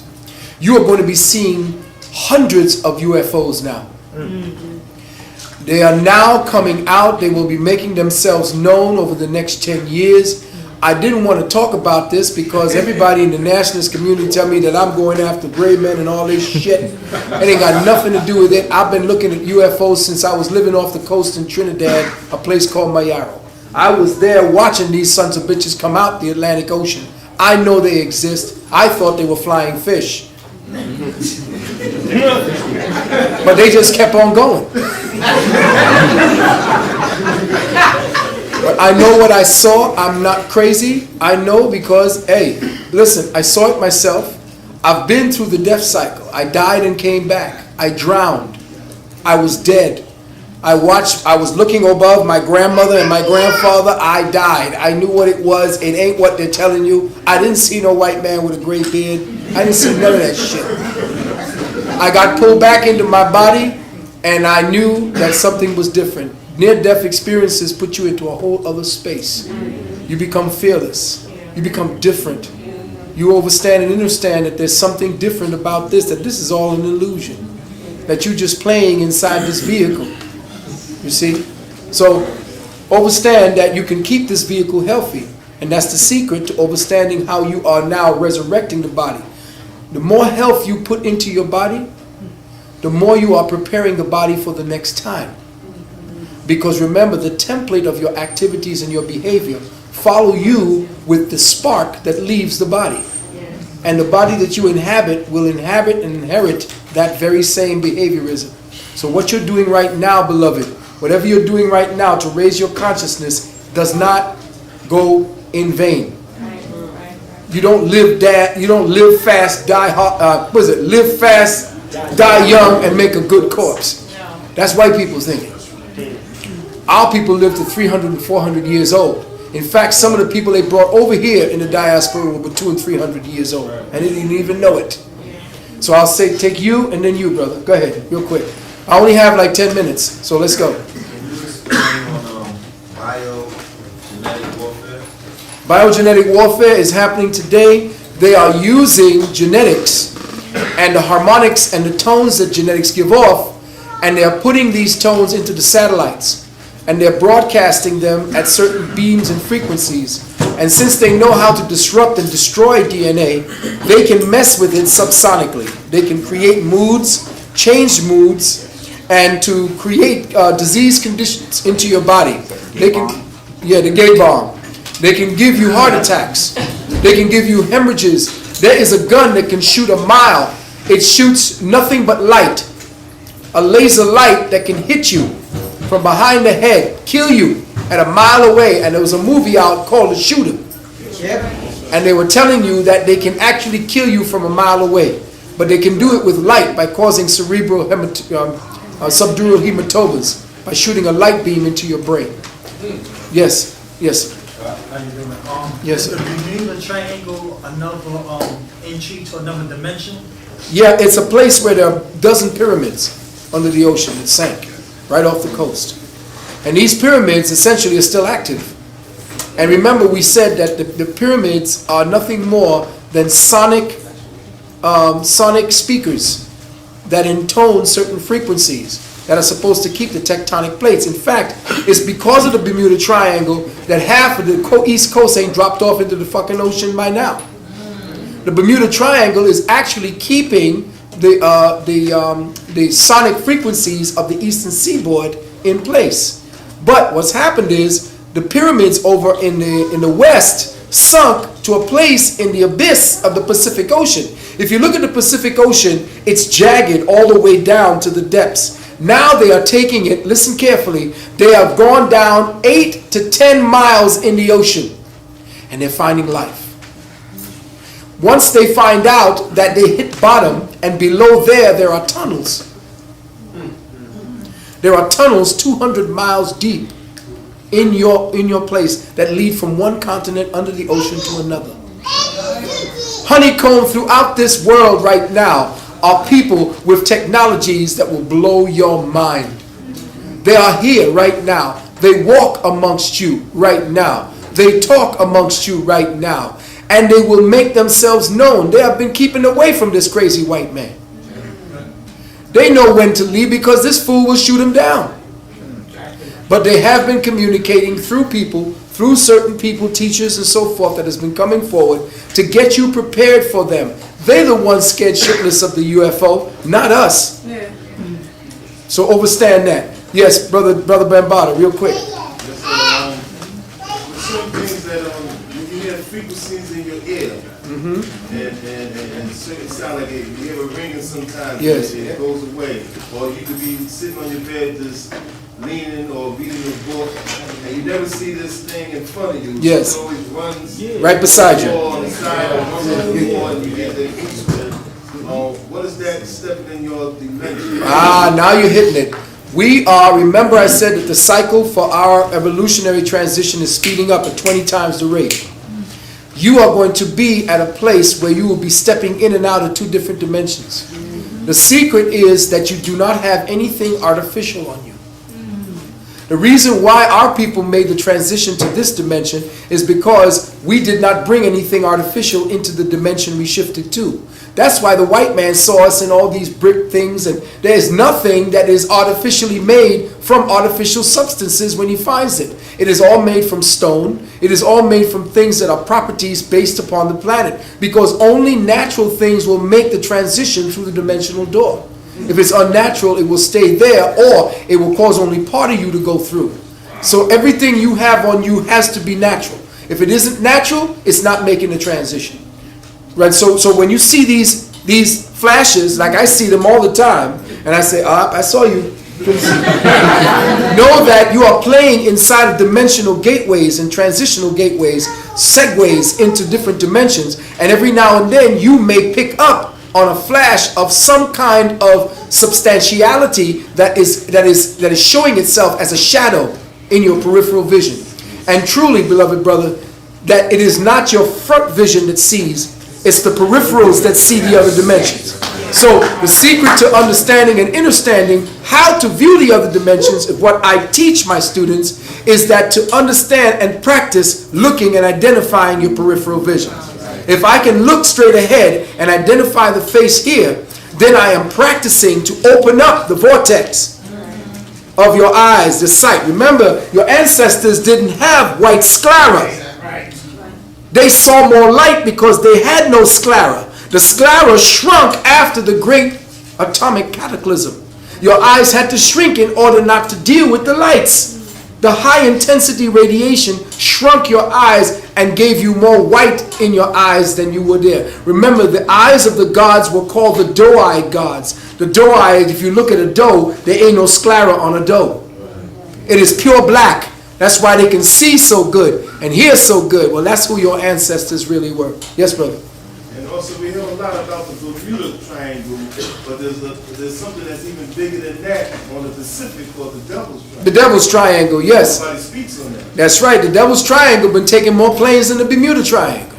In fact, the Japanese and them have been staying clear of there, and they just talked about the fact that the Devil's Triangle has been taking so many planes for so many years. But the reason for that is the Pacific Ocean is where Tiamat was ripped apart. The whole day, remember the story of how Earth was created. Earth was created from the tail of Tiamat. And the part that was created was the part that was torn away from Tiamat is where the Pacific Ocean is. The Pacific Ocean, the bottom is all jagged and all fucked up. In the Atlantic, it's smooth. Well, that's where the tear happened, in the Pacific Ocean. And because of the Pacific Ocean being so jagged, the continents are now drifting together. The Pacific, the Atlantic shelf is growing. The Pacific Ocean bottom is shrinking. Which should tell you that the Asian mass and the North American, South American mass are coming together. And the Pacific Ocean ain't going to be nothing but a river in the next 100,000 years. Yes, somebody else had it. Yes, brother. It's interesting to hear you talk about the process of the eye shrinking over time, the atomic cataclysm. Just doing my own research, just looking into the lives of people from the earlier aspects of the 20th century. You always look at photos of people in the 20s and the 10s, and there seems to be like a clearer vision through their eyes. Like you look at pictures of like Native Americans, yes, right? And from what I'm learning, they were under less filament light. Yes. So the eye experience was a little bit under less duress, if you will, from what we go through. But my question is, all this talk about the pineal gland specifically, and its ability to manipulate and deal with movement. Is there anything or any type of supplement that we can speak of now and maybe talk about enhancing?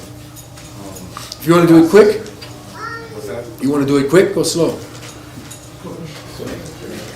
Well, you can do it by drinking the ayahuasca plant.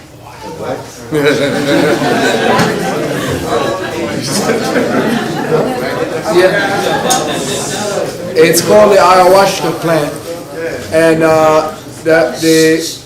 this has to be connected to another plant of the coffee family, and I forgot the name of it. But I'll do a lecture on it. I think I did a lecture on that. The combination of the ayahuasca, this is South American herb, along with another coffee plant. You crush them together, and it gives you a hallucinogen that opens up the first eye. Auyshu. I don't remember it. Call me. Yes, brother. Then you, sister. Then you. Go ahead. I'm giving people who didn't have a chance before.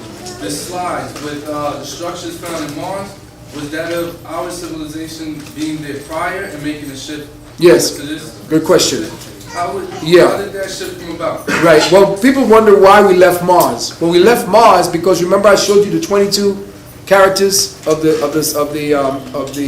Hebrew alphabet. Yeah. Well, where the solar system and our proximity to it while we were on Mars began shifting.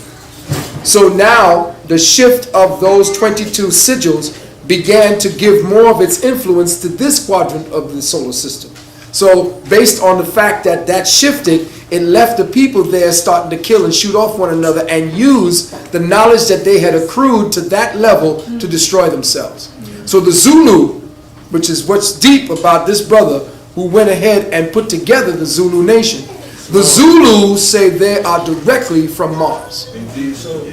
Okay, so they came from Mars, and even Credo Mutwa, who is one of the Zulu priests, speak about the fact that the people of the Zulu nation know that their ancestry and where they come from is that red planet. Does that also relate to when Elijah Muhammad said during lectures that there's black men ruling in other planets? Oh yes, yes, and that there are people off the moons right now of Uranus. There are people inside the planets of Jupiter and different places where, and even on the sun. There are entities living on the sun right now, but you don't understand the fact that they can live on the sun because you think the sun is some kind of hot ball where nothing can live. The sun is a hole in the sky.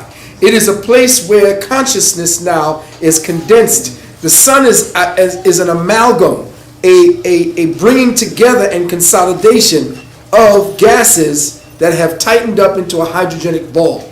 Upon that particular sphere of existence, there are conscious entities that are condensing into this sphere of existence as we speak.